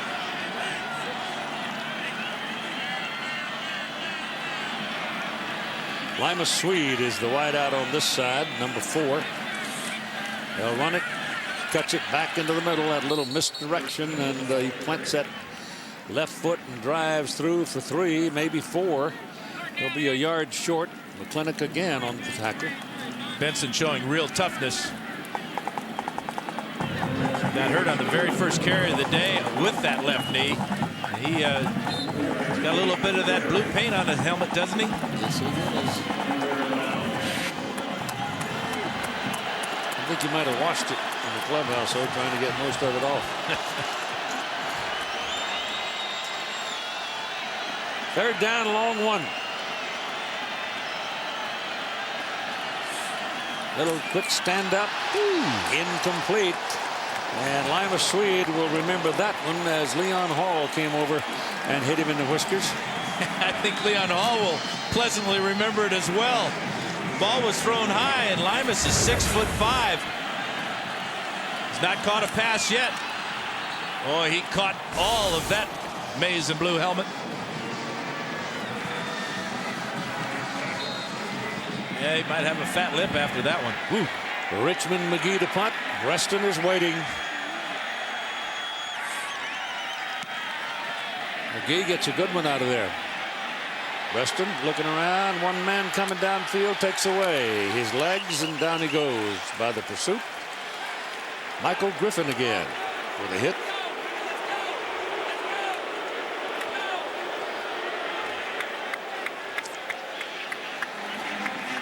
So Michigan now will possess the ball at their own 23-yard line. A 21-21 tie. Texas with that great run by Vince Young to the lead early in the 3rd quarter. Michigan comes back with a great pass run to Preston. And now here's Michigan to repossess it. It's Sunday night. ESPN as its final NFL game of the season. And you've got a couple of rookies that are going to be center stage. I'll tell you about it in a minute. Ball is thrown underneath. Ball is caught by Tyler Ecker. That's the 2nd catch of the game for the big tight end. And he's a yard or so short of the first down. But the football game on ESPN Sunday night, the last one of the season, will have Julius Jones and the Dallas Cowboys against Eli Manning and the New York Giants. So more information, you can log on to ESPN.com. Jones has had a heck of a season. Yeah, he has.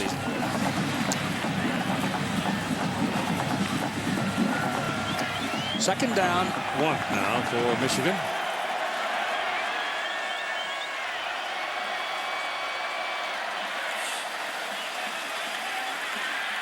It's Max Martin in the backfield to carry, number 23. He's a freshman out of Madison, Alabama. And he picks up the first down. Michael Hall. Huff on the tackle. Yeah, Max Martin, another true freshman. He's got a lot more size than Mike Hart. But once he gets a hold of things a little bit better, Terry Malone says he's like a big colt back there, just ready to run anywhere. Great speed, great size. First down, 35. There goes Martin again. And he's going to have 6-7 yards on that carry. He just dropped those shoulders and just took off. Nothing fancy at all. He's kind of, here I come, boys. Try to stop me. And he's smart. He's running behind the great blocking fullback Kevin Dudley of Michigan. That time Dudley was taking care of Derek Johnson. Not called Derek Johnson's name a lot. Watch number 32 right in front of Martin. Just pinned Johnson to the ground. Second down and 3. Henny's pass. Whoa, my goodness. He threw that and completed it to Braylon Edwards, and Braylon's probably going to say Chad. There's other folks wearing blue out here, because he took another lick. Well, his number is now 0.1. Crowd today for the 91st Rose Bowl, 93,468. Not bad on a semi-rainy day in Southern California. We came out here this morning, had a little sprinkling of snow up on the San Gabriel. It's about a half a yard short. Well, I'll tell you what, there were a lot of pink noses that were up and down the streets, Orange Grove Boulevard in Colorado this morning when the Rose Parade started. It was brisk there last night. Got down to about 40, 41. And Henny ought to get in the hip pocket of his center, David Boss, to pick up this first down on the snake. Needs about a foot.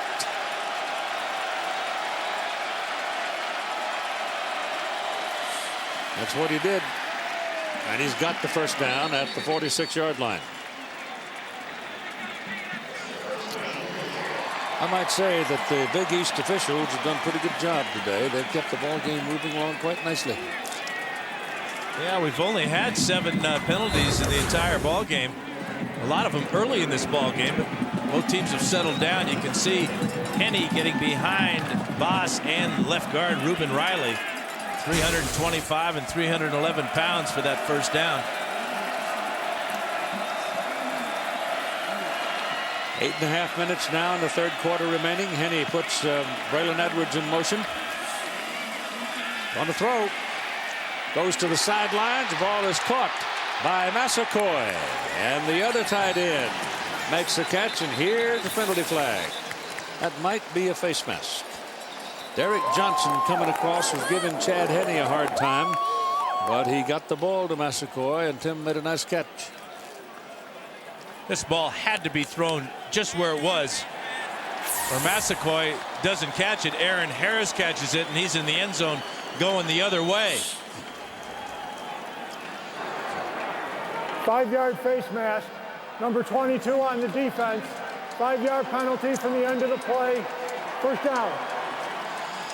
Dennis Hennigan, the referee. Michael Simcheski. Have another look here. I'll tell you the officials in a moment.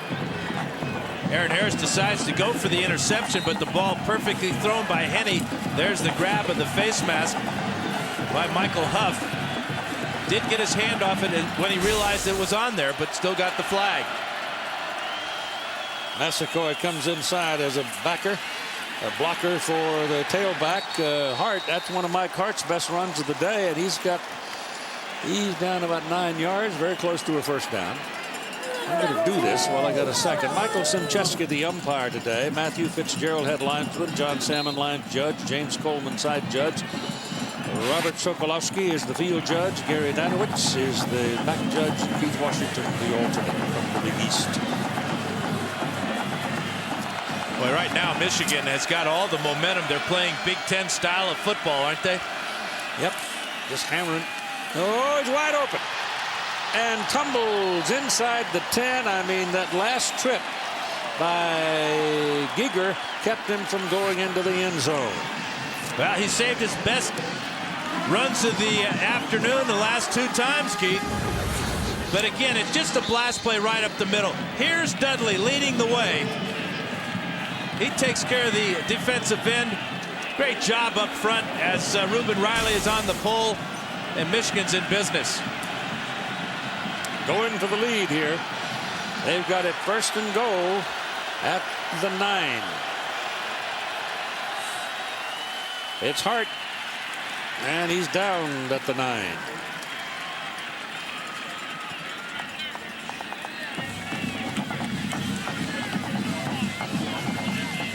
Derek Johnson came in as the defensive player of the year in college football. Michigan has handled him pretty good this afternoon. That was his 3rd tackle so far in the ball game, and a very important one for the Longhorns. Brian Robinson, that last tackle.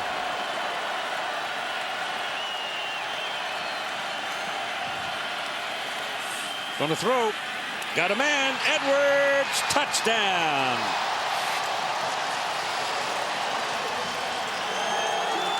Almost impossible to stop that play, isn't it? Well, since his last touchdown reception, Texas had been doubling him.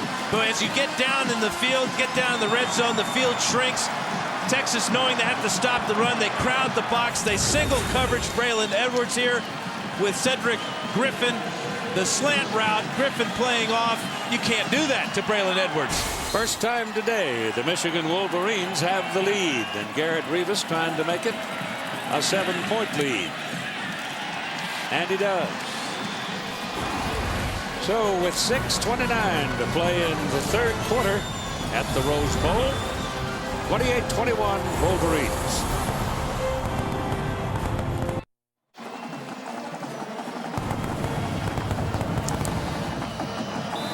So the Wolverines go to the lead 28-21. And we'll kick it off. Dienberg puts some air under it and gives it a ride down to the goal line for Taylor. Romonts Taylor. And you just sort of hold your breath when he starts upfield. He hasn't quite been able to get to the picket line yet, but he's been very close. It'll be around the 24-25-yard line. Take a look at our Dodge defensive playbook. Number 2 is Aaron Harris right here. He's had a heck of an afternoon.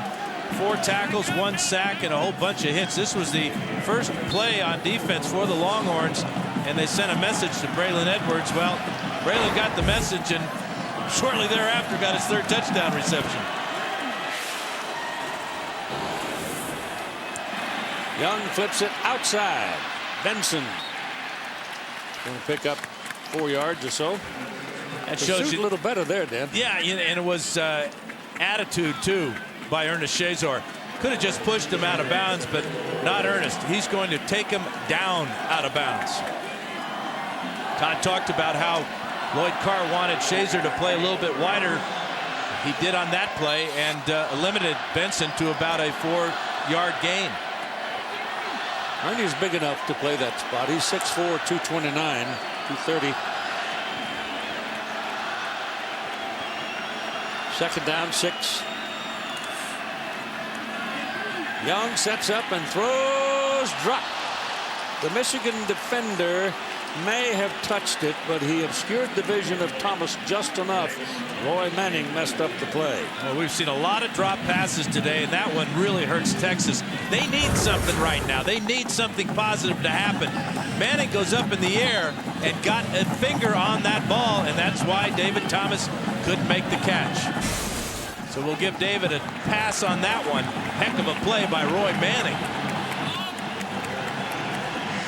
27-yard line where it is 3rd down and 6. This is a big stop here if Michigan can pull it off.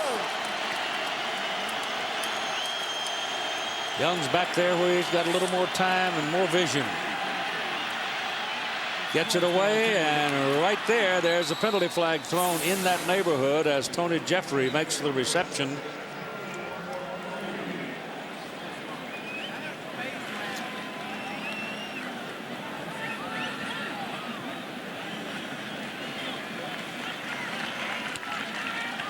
Face mask against Michigan. I think the face mask happened before. May not even have happened on the receiver. Personal foul, face mask, number 13 on the defense. 15-yard penalty from the line of scrimmage. First down. Grant Mason upset with the call, pleading his case, but ain't nobody listening wearing the right colored shirt. Especially that man right there. He's doing all the talking.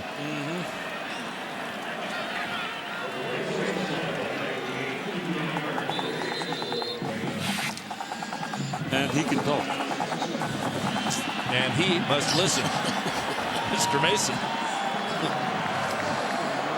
42-yard line, where it is a first down for Texas.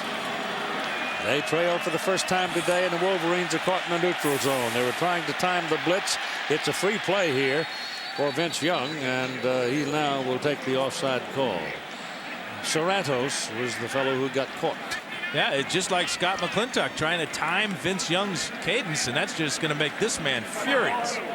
Offsides, number 59 on the defense. 5-yard penalty from the line of scrimmage. Repeat first down.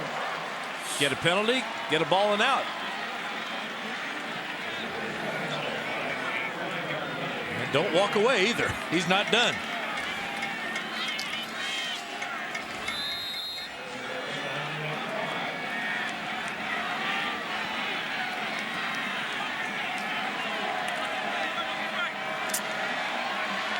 There are times when you want to say, I'm doing the best I can.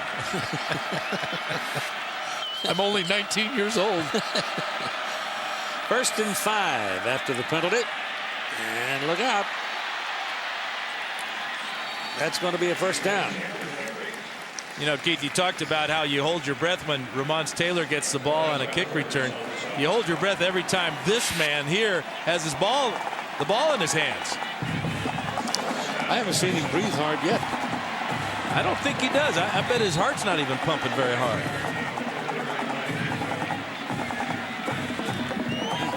You know, and he's already over 1,000 yards rushing on the year, 1,010 yards. 1st and 10. The ball's now on the Michigan side at the 46. Young's pass down the middle, intercepted by Prescott Burgess. And Burgess takes it back to the Texas 45. Young came over and knocked him out.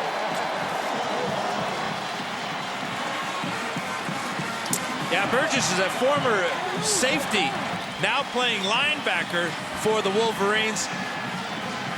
And he got a good deep drop. Here he is right here.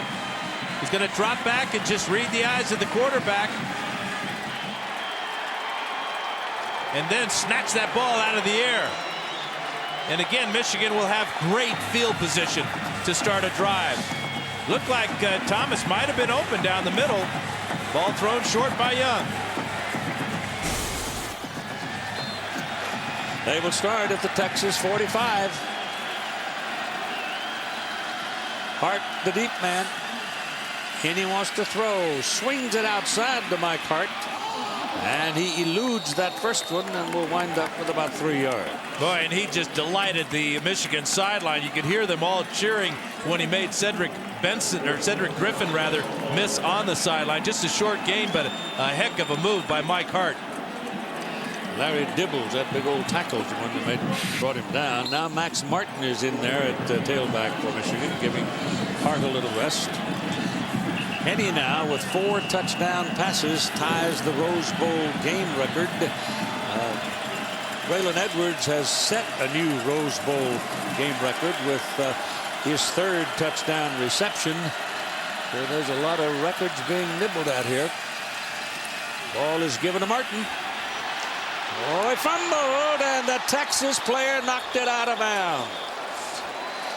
Derek Johnson got it loose. And there's that patented reach around and knock the ball loose by Derek Johnson.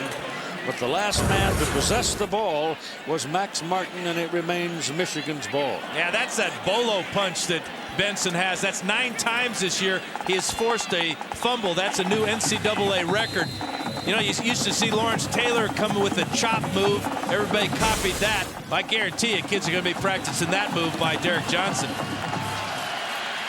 First down, Wolverines. Ball is marked down at the 33. And he throws quickly to Edwards, and there's a man right there on him, and Braylon Edwards will pick up about a yard or so. Now the Defensive Player of the Year in college football has come up with the best way to separate the ball from the ball carrier since LT. This move right here.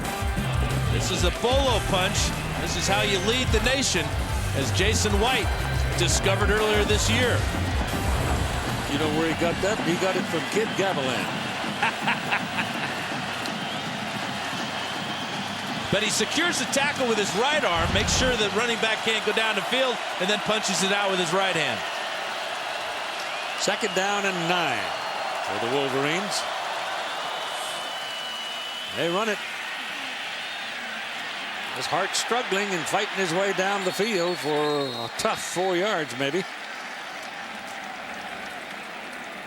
It's just hard to get your arms around him. And because his legs never stop running, if you don't have a good grip on his shoes, he's going to step right out of the tackle. He had very little on that play, but just never quit.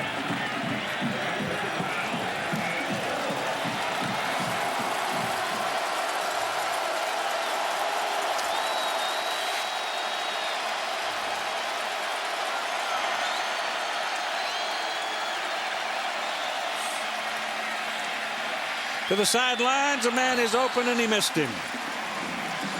Jermaine Gonzalez was 3-4 yards clear, and he missed him. Perhaps his worst throw of the day came on a big third down, but Gonzalez was open by a good 3 or 4 yards. And enter Garrett Rivas on 4th down. Well, you're just not going to get a wide receiver on an out route any more wide open than that. You can see that Rivas well within his range, 12 out of 16 from this area of the field. The snapper is Ross Mann. Adam Findlay, the punter, holds, and Garrett Rivas now trying to give his team a 10-point lead. It's good. Just made it.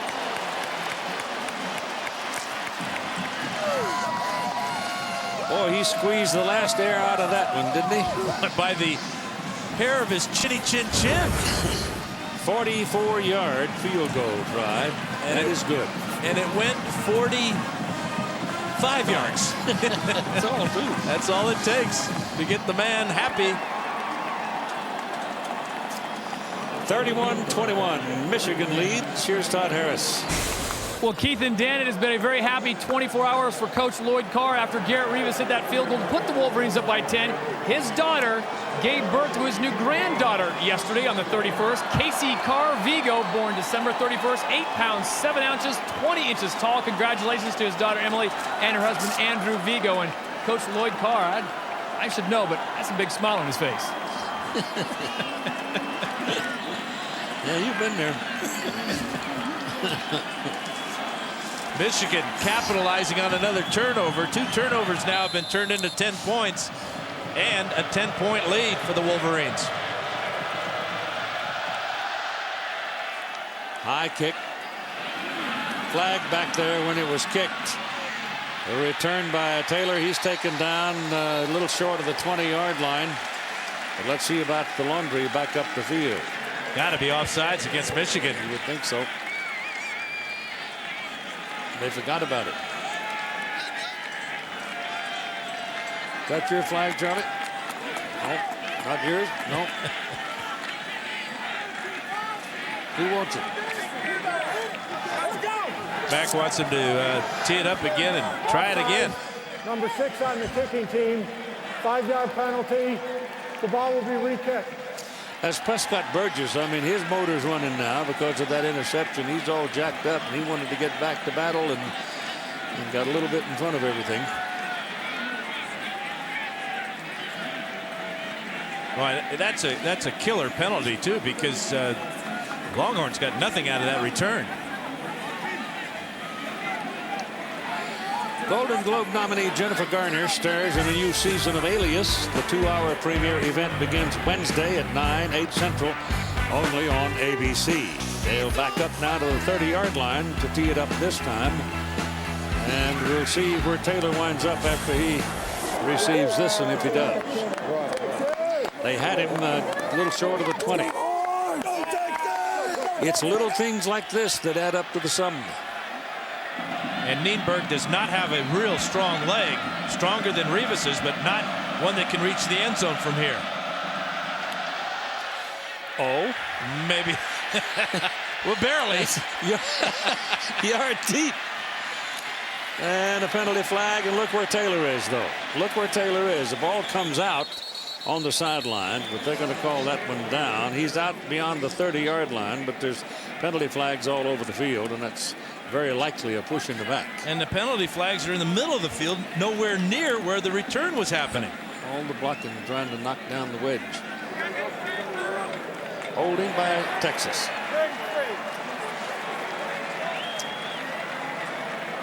So I apologize to young Troy Nienberg. Did indeed reach the end zone from the 30. But Taylor moved it 10-12 yards farther up the field, but the penalty is going to take care of that. Aerial coverage of the Rose Bowl game presented by Citi and being brought to you by Tostitos. Pittsburgh and Utah over in the Fiesta Bowl tonight. We'll see it right here on ABC as soon as we get through. From the 21. Young throws, trying to get him some one-on-one out there, and it worked for them. It was Ramont Taylor, the tailback, who had gone out into that wide spot. Michigan had one man out there covering him, and he was picked off, and the play results in 7 yards. Now he's lined up as a wide receiver, trying to get a block here from Tony Jeffrey. And there's that burst of speed by Taylor. He's going to be very involved in this Longhorn offense next year with the graduation of Cedric Benson. That's a play that I saw Texas Tech use the other night, time after time. So did Cal. So did Cal, yeah. Oh, and it worked. I mean, it worked. And it worked again here. 30-yard line. It's just a long pitch out, I guess, huh? Well, when you have a wide receiver with running skills like Taylor, it's a very smart play. You get your wide receivers out in front. And these Texas wide receivers are used to blocking. They don't catch a lot of passes. Tony Jeffrey, their leading receiver on the year with just 29 coming in. They're primarily here to block for Benson and Young. And that time, Taylor. So it's 3rd down and 1. Benson got it. That little skip move that he has, and he does it with power. Will Matthews helping him along, and the first down is easy. And when you've gained as many yards as Cedric Benson has, you're going to be patient, especially on 3rd and short. Let your blocking develop. Let your fullback take care of the linebacker, as Matthews does that time on Burgess. Here's that little skip move right to the outside, then up the field. First down, Texas. On the 31. I mean 36. Excuse me. 36. Young still got it. Shopping around. 2 men missing. 3 men missing. 4th one got it.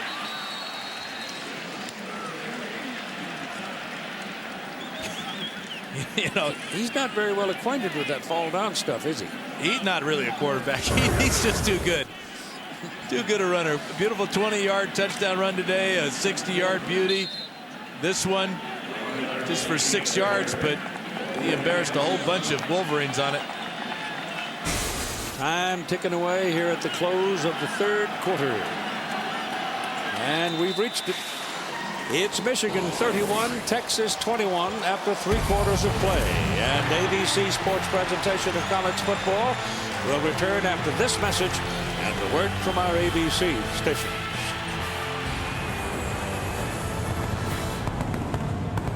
You're watching the Rose Bowl game presented by City on ABC Sports.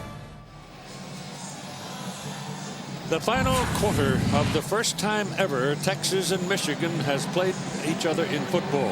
And it's happening in one of the grand old arenas of the world, the Rose Bowl, presented by City. And it's Michigan leading 31-21. Texas with the football, 2nd down and 5 at their own 42.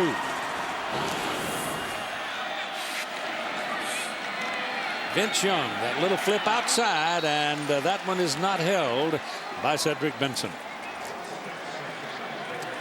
A lot of key plays in this ball game. Basically, it's been turnover and then scores. The story of this one. Ramons Taylor muffing that punt. That led to Braylon Edwards' 2nd touchdown catch of the day. 18-yarder tied the score at 14.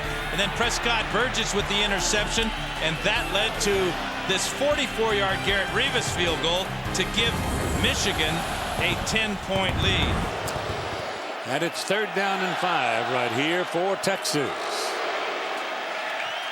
They haven't been stopped too many times. There were 70% in the first half on 3rd down plays. Oh, the blitz was coming. The pass is dropped by Will Matthews out of the backfield, and it was Marlon Jackson running downhill right into Vincent Young's face. And they'll have to punt it. Yeah, the corner blitz dialed up by Jim Herman couldn't have happened at a better time, because if Matthews catches this ball, he's still going to be short of the 1st down. But he doesn't catch it. Shazer is there to make sure with the hit. He heard the pounding hooves. Some big feet, too. 4th down for Richmond McGee. Steve Breaston is waiting. Oh, poisoning himself, but I tell you, that's a beautiful kick by McGee. That is really a good one. He had a lot of air under it, 46 yards and no return.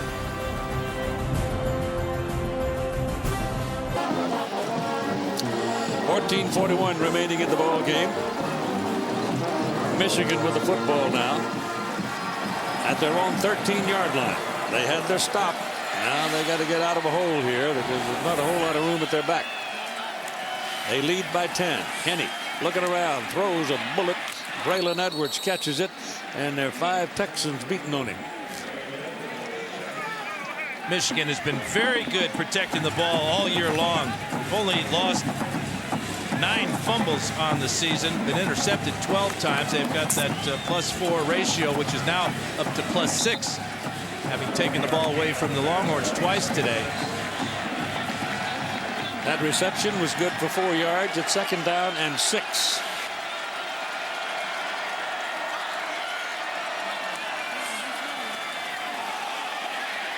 And Max Martin is in trouble. That's Mike Hart. Right, Mike Hart. Ridden down by Derek Loki, 275-pound freshman tackle. Might be man-sized as he eats his cornbread. Freshman. Ooh. Working against another freshman, Michael Hart. He gets, all Loki did that time was beat David Boss to the ball carrier. The great center for Michigan. What a play for a true freshman. And the loss is all the way back to the 10-yard line, which makes it 3rd down and 13. And he has some time and throws good to Breaston. And Breaston will get it out to about the 20. But that's short of the 1st down by 3 yards. And Michigan's going to have to punt. That'll give Finley, though, a little bit more room, more breathing room for his punt. But I was impressed with Henny that time, coming down to his outlet receiver in Breaston and not forcing the ball down the field and risking an interception. Texas grabbed the lead in the 1st quarter. Michigan tied. Texas back to the lead. Michigan tied. Texas back to the lead. Michigan tied at 21. Then went ahead finally in the 3rd quarter, 28-21. And then a field goal made it 31-21. That's where we are. Michigan leading by 10. They need a big hit here by Adam Finley. Ramons Taylor is waiting for it. They come as hard as they can. The kick is low, a liner. There's room for Taylor. The first man, no, it's Ross. It's Ross back there, not Taylor. And Ross making the catch, zigzagging back up. The ball came out, but after the man was on the ground, and it's the return puts the ball on the Michigan side of the field. So now here's Texas with an opportunity. Very good field position at the Michigan 49.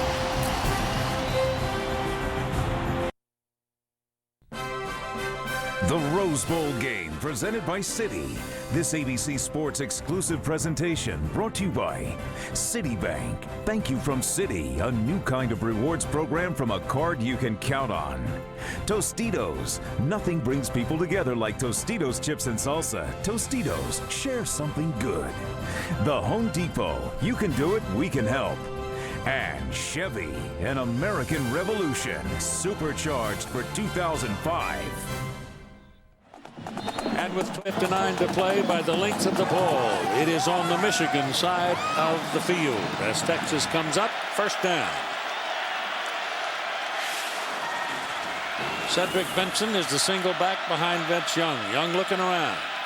Throws to the sidelines, has a man there clear, and the play's good for 9 yards. It's Tony Jeffrey.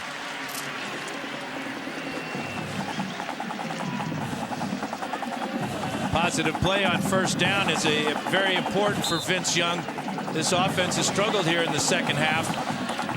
To get that one complete and set up an ideal 2nd and 1 situation. This may be the best starting point that Texas has had. In fact, it is the best starting point they've had all day.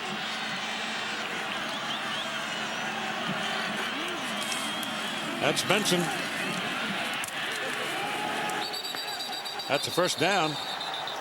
They keep wrestling with him and finally tumble into the sidelines, but he's sneaky quick, and he goes to that slant off the outside there. He's got 5-6 yards on you before you know it. Yeah, he shifts gears very smoothly. Ryan Mundy with the tackle and takedown there in the Michigan bench. You're going to have a tackle like that and a takedown. You always want to do it on your sideline. Oh, yes. Benson now 19 carries down for 66 yards. That's he's been averaging about 160 yards a game, so they've handled him some today. Young's got it, throws, he's got a man out there, and he caught it. The defense just got caught, and Scaife kept waiting and waiting and waiting, and finally the ball arrived and Bo caught it. And Vince Young was under a whole lot of pressure. Linebacker Scott McClintock on the blitz here. Watch him get in right into the grill of Vince Young. Good job by McClintock. Manning is there as well. Ball was up in the air for an hour, and Scaife stays with it before Shazer can get there. And it's a first down inside the 20-yard line. Young is caught, gets away, throws, sideline, pass caught. My goodness, it looked like he's sacked, but he finds David Thomas and drills him on the sideline, and now Young who is that hurt down there? Is that Young? Well, he got hit in the back, roughing the passer against Michigan. Yep. What an unbelievable effort by Young. Gets away from the tackle there by Jamar Adams, and then gets hit by Joey Sorrentos for the penalty. Thomas with his feet in bounds, and now Texas will be inside the 10. That was not a smart play. A personal foul hit him in the back like that because the play was over. Ball was downfield and caught by Dan almost. What strength for Young to pull out of the tackle by Adams. Thought he had him for about a 10-yard loss. It's on the 7-yard line. First down and goal. Well, they're saying the 6 because it's just inside the 7. This is Young keeping it and caught and taken down. And that was an excellent decision by Vince Young not to pitch that ball. Michigan had that option play played perfectly. They had a man for the pitch man Benson, and they just gave Young no option at all. Woodley with another play at the line of scrimmage. Yeah, he's played very well. Yes, he has. Played a lot as a freshman, as a linebacker last year, and this year now playing defensive end tonight. Benson. Oh, they got him at the 10. The defense reacted very well and pursued very well. Marlon Jackson and Prescott Burgess. And they take him down at the 10. Now that was that zone read play again. And you can see that Michigan wants Benson to have the ball and not Vince Young. Look at this pursuit. This is why Burgess is in the game. Former defensive back playing linebacker with that speed runs down Cedric Benson. It's 3rd and goal, Texas at the Michigan 10-yard line.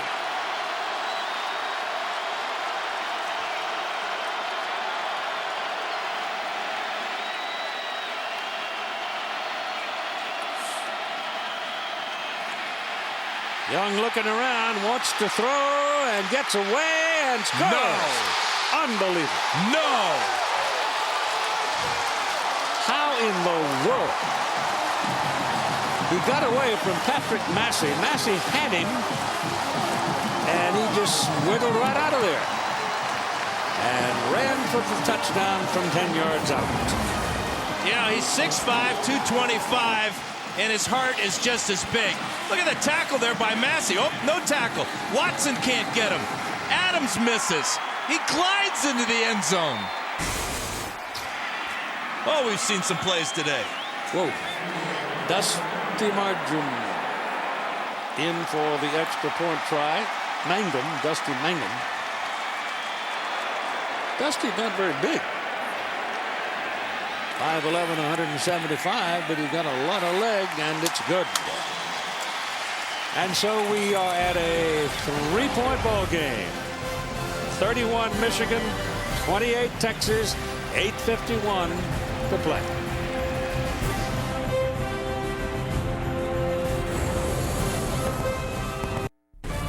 You're watching the Rose Bowl game presented by Citi on ABC Sports. It's a 31-28 ball game. Michigan leading by 3. You've heard of guys taking a team and putting them on his shoulder. You're looking at it right there, number 10. Here's the kick. 2-yard line. Steve Breaston. Slowed down just enough. And taken down at the 25 just when it looked like Steve thought he might have a hold. Well, let's take a look at that man who's put this Longhorn offense on his shoulders. 20-yard touchdown run for Vince Young. He's just been invincible in this ball game. 60 yards on this one. And then that remarkable 10-yarder right here just moments ago. He's responsible. He's thrown a touchdown pass as well, so he's had a hand or a foot or two in all 4 of Texas's touchdowns. Now let's see if Michigan can respond. Their 10-point lead is shrunk to 3.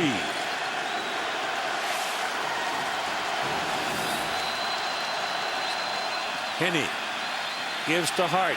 Bounces outside, but he does so with a Longhorn hanging on to him, and he's not able to get much out of it. 4 yards. Ryan Robinson was the Texan that had a hold of him. He may have hurt him too, Keith. He got up limping a little bit. See if Michael Hart can keep going. He's not putting any weight on that right leg, though. Preston has come back into the ball game for Michigan. Figuring they're going to gang up on Edwards. That's Preston in motion. Henney gets it away. Ball is caught. That's Edwards. And Braylon Edwards with another big play for the Wolverines. Will take it out across the 45 to the 46 and a first down. And it's another 100-yard receiving day for Braylon Edwards. 10 catches now, 111 yards. He's caught a number of these short passes, but this one he finally gets a chance to run with it after the catch as Michael Huff goes flying by. And Tim Crowder's got to make the tackle way down the field. Ball at the 45.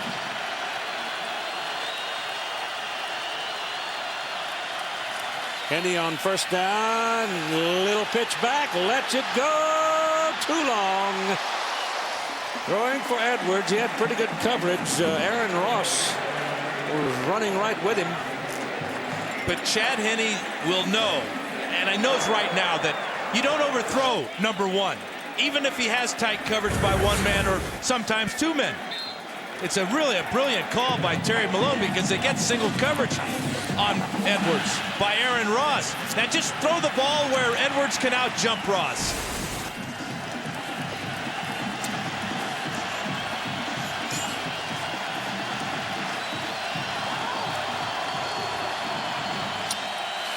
Carl Tabb is in there, and he's coming around on a fake reverse.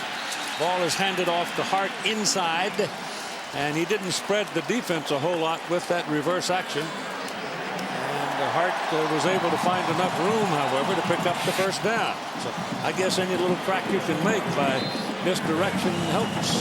Yeah, absolutely, and it's good to see that Hart is okay cutting off his right leg right there to pick up that first down.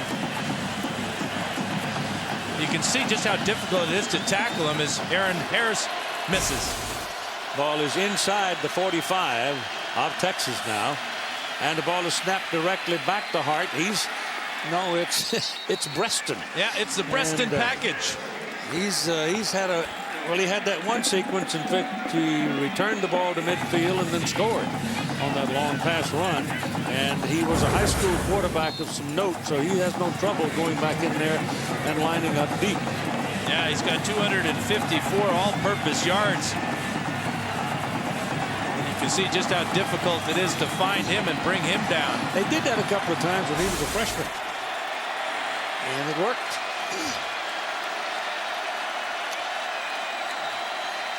It is Hart this time who's deep. That's a backward pass, but it's completed to Breston, and Breston is thrown down past the first down marker, and now we've got a flag thrown right back over here at the line of scrimmage as two of the big uglies got tangled up and had a go at it. That's not pretty either.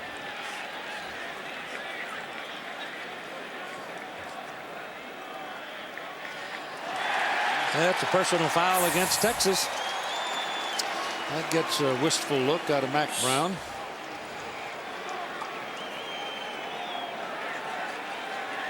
Boy, Michigan has responded to that young touchdown, haven't they? They have.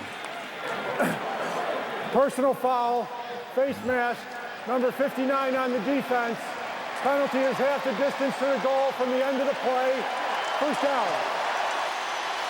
So he's inside the 30-yard line, and that is a big penalty. Next weekend, the NFL playoffs kick off with a wild card Saturday on ABC. Coverage of our doubleheader begins at 4 Eastern, 1 Pacific, here on ABC Sports. Go Chargers. Yeah, how about that? Great day, great year for them. You know, going back is this penalty? Well, it's a 15-yarder. No, but from after the end of the play, so from where that last snap occurred, that is a huge. Just a killer. Yeah. And that play selection by offense coordinator Terry Malone was great. They put Edwards in motion to draw the coverage away from Breston and gave Breston single coverage. And it's just inside the 15-yard line. That's about 3, no more than that. Not even that much. Now the game plan for Michigan was to run at number 11, Derek Johnson. They've done a good job of keeping him in control. He had that one great play where he forced the fumble, but Texas did not get the ball because it went out of bounds. Second down, still about 10, because he had hit the ground and before he bounced.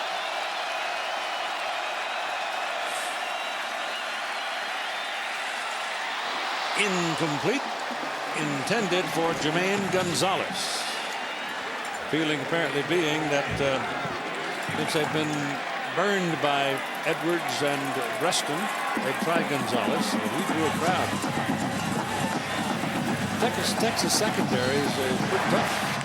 And they got good size too. Huff 6'1", 205. Giegers 205. Both corners are 6-footers.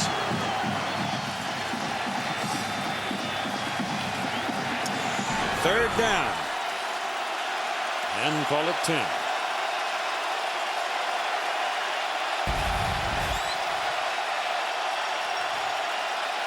Texas coming. Ball's away. Overthrown. Intended for Edwards. Coverage by Griffin. And it's fourth down. Here comes Garrett Rivas. Now is a great call by defensive coordinator Greg Robinson to bring the heat. Risky call because you've got single coverage outside. But when Henne set that back foot, the Longhorns were right in his face, causing that overthrown ball. I got to believe old Greg's one of the possibilities for Syracuse. I don't know why I feel that way, but I do. Be a good choice for a lot of schools. You bet.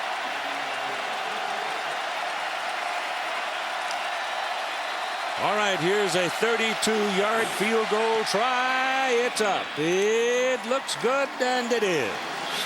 So Garrett Rivas from 32 yards gives Michigan a 4-point lead over the Texas Longhorns. 6:09 to play. That is the new Rose Bowl trophy that will be awarded in this, the first year of its run. Kind of ironic that it's not the usual Big Ten Pac-10, but it's not. And here's the kick by Nienberg. Line drive, back to the goal line goes Taylor. Look out, hole up the middle of the field, and he went for it. Got across the 30-yard line, and so the Longhorns now trailing by 6. Start with pretty good field position. Well, they took advantage of great field position last time they had the ball, going 50 yards and having it capped off by Vince Young. Look at this afternoon and evening for this young man. Dennis Hennigan just threw that ball out of the game. I think we've probably worn that one out. Let's give us another one. So here come the Horns, down by 6. They got 6 minutes and 3 seconds on the clock.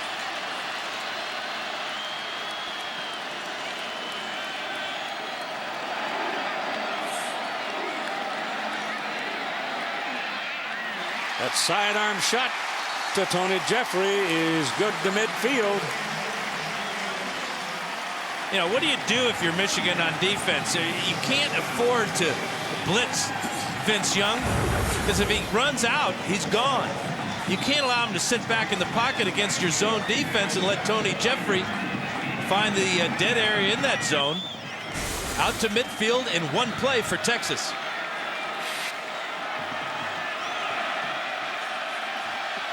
When you're getting 17, 18 yards of play, that'll get it done. All right, here he comes now. He almost starts to break out, sees the man downfield. The pass is completed to David Thomas. David Thomas rumbles on down inside the 25-yard line. In 2 plays now, they're sitting down on the Michigan 23. Offensive line giving Young a lot of time to throw. But look how wide open after Young breaks the pocket his tight end is. Gets behind Pierre Woods, and Marlon Jackson's got to come up to make the tackle. And that tackle hurt Jackson. Yeah, it did. Marlon got up pretty tenderly. Boy, if I was Texas right now, I'd go after him with Limas Swede down at the bottom of the screen. Look at him. He's groggy. He may be checking the play right now. He changed it at the line of scrimmage. Rolls it left, though. Look at this. Look out. There's your touchdown.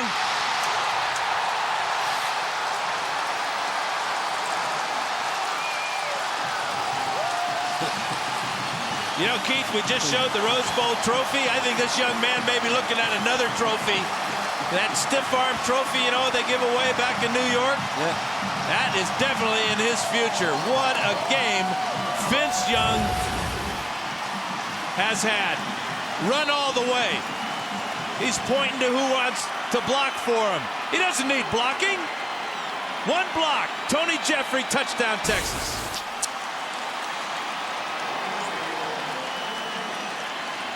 Dusty Mangum for the point. And the lead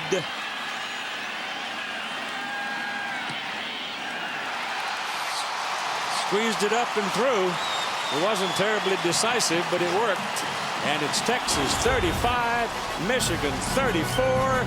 You got 4 minutes and 56 seconds to play. Ooh-wee.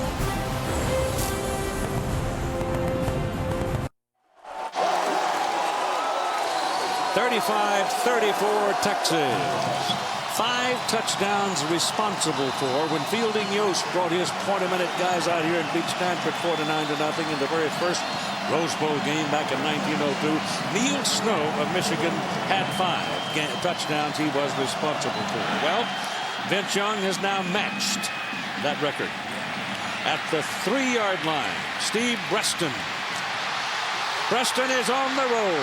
He's on the move. He's down to the 45-44-yard line of Texas. Richmond McGee brought him down. The man that kicked off saved the touchdown. And Mr. Yost would be very proud of the fight in the Wolverines as they respond with another great kickoff return from Steve Preston. Well, you know, he doesn't even get a hand laid on him as he goes through the wedge. Good job there by McGee to keep him from going all the way. 53 yards for Preston as he's over 300 yards in all-purpose yardage. 43-yard line of Texas. First down, Wolverines. Hart in the middle, pops loose. And is very close to a first down. They'll measure. Well, Michigan's got their heart pumping now. Again, they go back to their basic. A lead play behind Dudley. And Hart picks up 10 yards.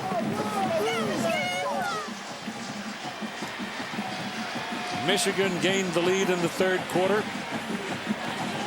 Went up by 10 points. Texas has fought back.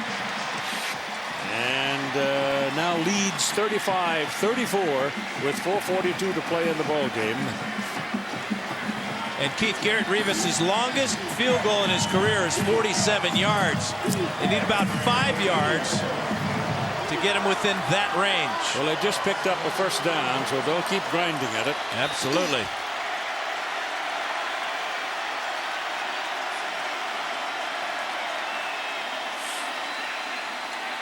Hart ran right over the top of a Longhorn that had penetrated the backfield, just stepped over him and wound up.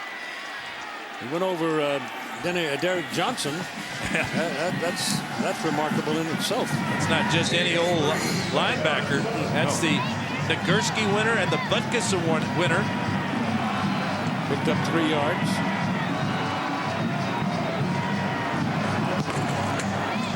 Michigan has 2 timeouts. Texas 3.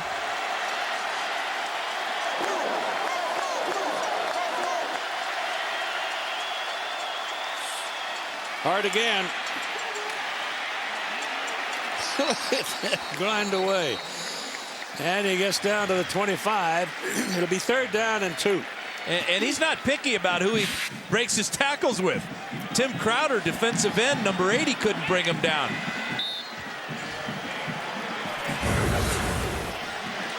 Watch Crowder, number 80, come up, try to wrap him up. He gets lower than Cedric Griffin and gets close to a first down. Get out of the pads. Low slung, strong guy like that can do you some damage. Kenny now wants fullback to move a little bit. Roll out, pressure coming from the back, ball thrown, no good. Braylon Edwards, the ball was thrown very hard, and he had to lay out for it and just simply couldn't reel it in. So now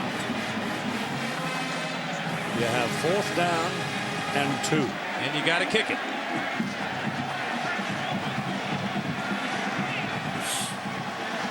Rivas is out, number 38.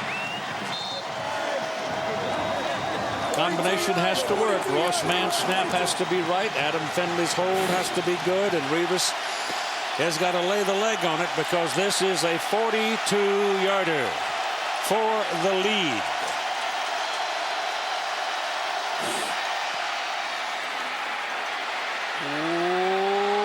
looks good. That was a squeezer. But it counts. And so the Michigan Wolverines have gone back to the lead on this 42-yard field goal by Garrett Rivas.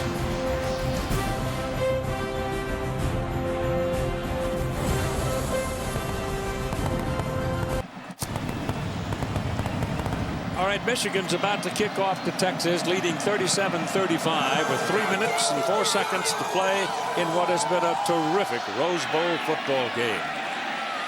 The kick driving Taylor back to the 3. Here he comes.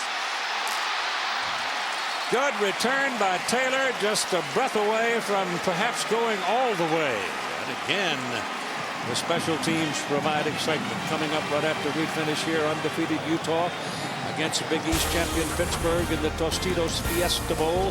Bowl Championship Series continuing next right here on ABC Sports. Vince Young now. The season end in his hands. So far, he's handled it pretty well. Steps out, fakes it, runs out of bounds. Got at least 9 yards, close to 10 on the play. And his britches are pretty clean too, Keith, aren't they? Yes, has he been knocked down at all today? Not hardly. I mean, he just glides through people. Steps up nicely, looking downfield. Good fake there to freeze the defense, and then safely out of bounds. Senses pressure as well as anybody I've seen in a while. Mangum's career long is 52 yards this year against A&M. And Michigan's lead is only 2 points.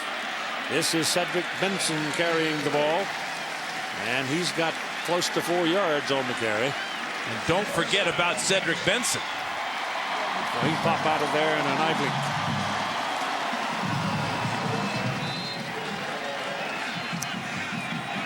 .240. Texas has all 3 of its times up. Little short pass, just flipped ahead to Boscaith.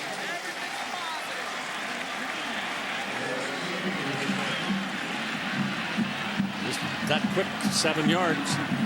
And right back to the line of scrimmage. Young can call the play here, not in a big hurry. Just let that clock keep rolling.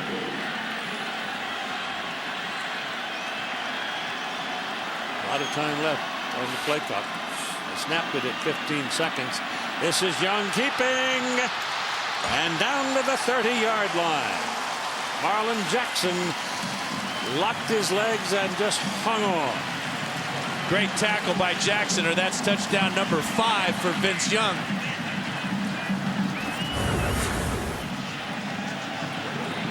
There's that first play of the game, the zone read play. Decided to keep it. Good decision. Great tackle by Jackson. 181 yards on 18 carries and the 4 touchdowns.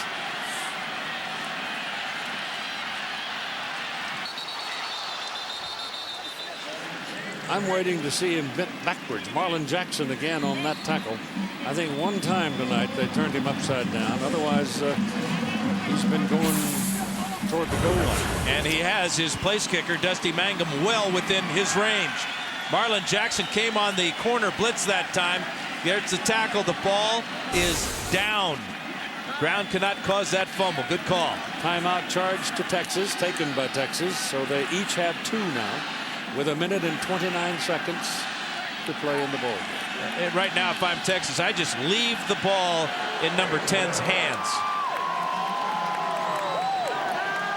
A phenomenal performance by Vince Young.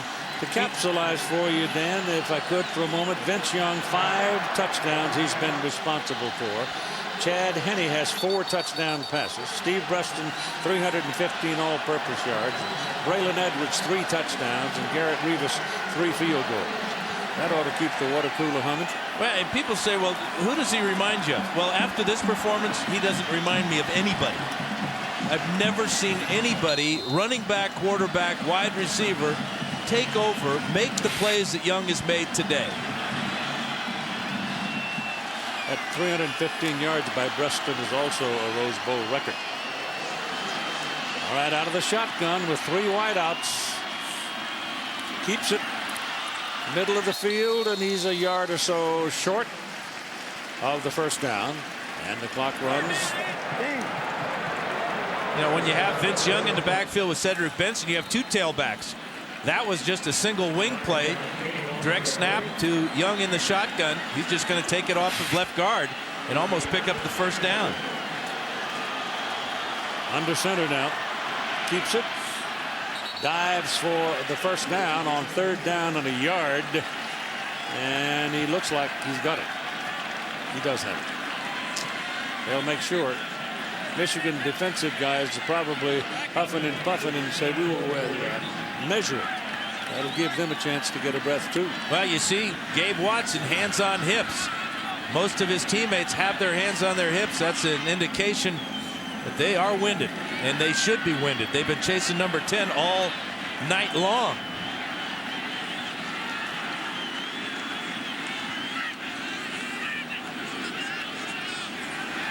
Got it.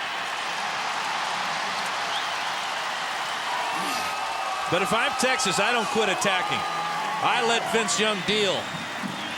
59 seconds. Run that read option play. Either give it to Benson or keep it himself. Don't put the game on the foot of Dusty Mangum. Win it yourself, Vince. They got 2 first downs, 2 timeouts to work with, and they've got a first down at the 20. And Benson is going to lose a little bit of that. Lamar Woodley again. I kind of look forward to seeing him next year. He's liable to be a whole lot of trouble for somebody. Texas uses that second timeout, Keith.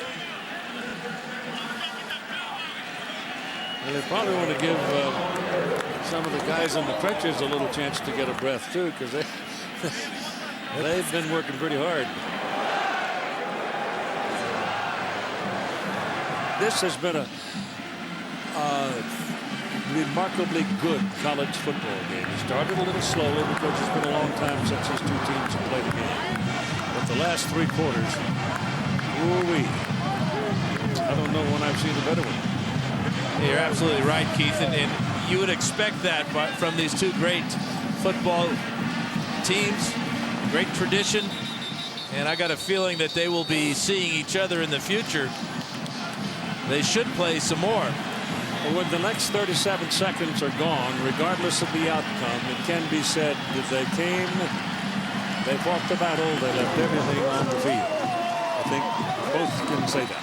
Well, one of them can say Vini Vidi Vici. Ah, yes. How sweet the wine.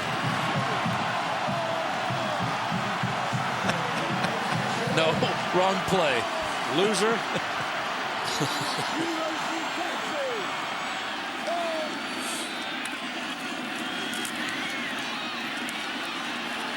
That, folks, is rolling around in the mud and the blood and battling in the trenches. They were trying to get the ball in front of the goalpost. Yes, they were. But Benson wouldn't quit running, and he took the ball all the way to the far hash mark. Looked like it. I guarantee this next one will be a sneak or a move by Young to slide down that line of scrimmage to place the ball dead square in front. It won't either. There's only 4 seconds. 3. Yep. 2. Timeout. That's the last. So now Dusty Mangum is going to have to jack it up from the far half. But he swings the right leg. 10 of 14 on the year. You can see that he is well within his range here. But he has struggled a bit. 5 out of 9 there. Well, the coach is out there visiting, got him to laugh a little bit. That helps. When you can laugh a little bit. And you know that Michigan is going to spin their timeouts right here to try to freeze ice him a little. I'm not sure who it helps more, the coach or the kicker. Yeah, I agree. I'm sure the coach feels a little better after a small smile. But yep. And also, I don't know about the icing or the attempt to get the pressure or increase the pressure. I don't know if extra timeouts do that or not. But you know what it does do, Keith, though? It gives your guys a chance to rest and to build up the energy necessary to get penetration and maybe get a block. Now they call a timeout just at the last second. That just is a mind game they're playing now with Dusty Mangum. Let him get in position, get ready to kick. The last second call timeout. They got one more. There are 2 seconds remaining on the clock. If he succeeds with the field goal, Texas goes to the lead and wins the game, 38-37. If he misses, Michigan wins, 37-35. Fiesta Bowl, Tostitos Fiesta Bowl coming up right after this is over with Utah. Utah's has got a landmark ball game themselves. They've intruded on the BCS party this year. Great season. And Pittsburgh. It's kind of ironic, you know, that Urban Meyer's leaving Utah to go to Florida, and Walt Harris is leaving Pittsburgh to go to Stanford.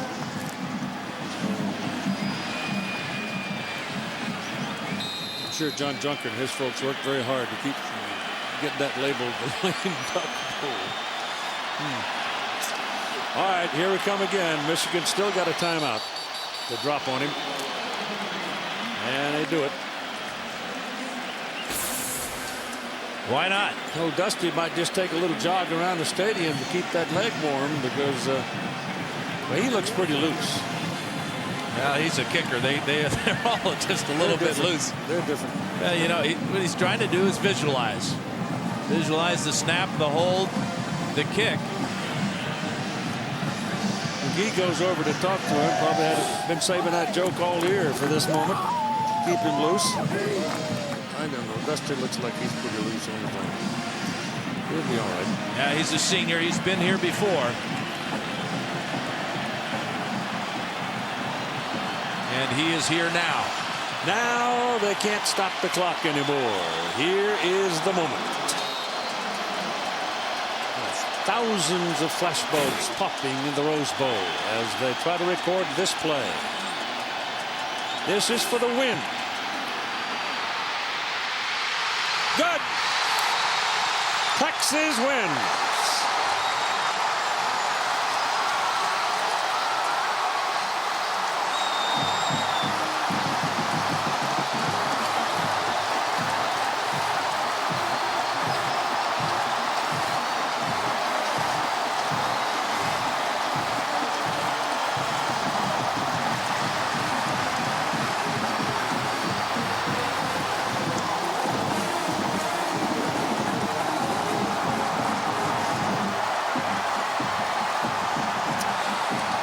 Noble in defeat are the Wolverines.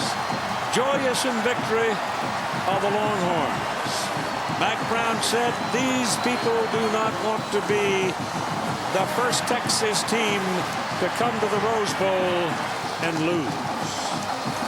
They did not. Here is Tyler.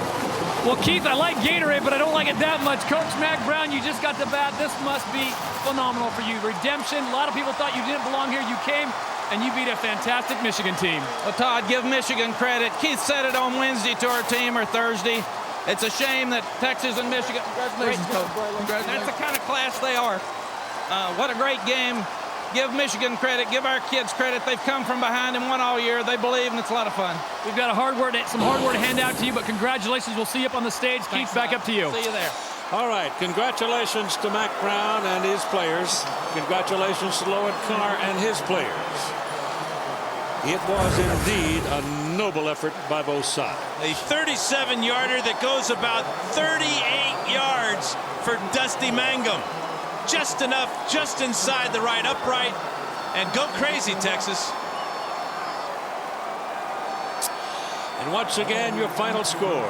The Texas Longhorns 38, the Michigan Wolverines 37. Coming up, the BCS continuing as Utah meets Pittsburgh in the Tostitos Fiesta Bowl next on ABC Sports. We are pretty sure you enjoyed it. Happy New Year. Good night.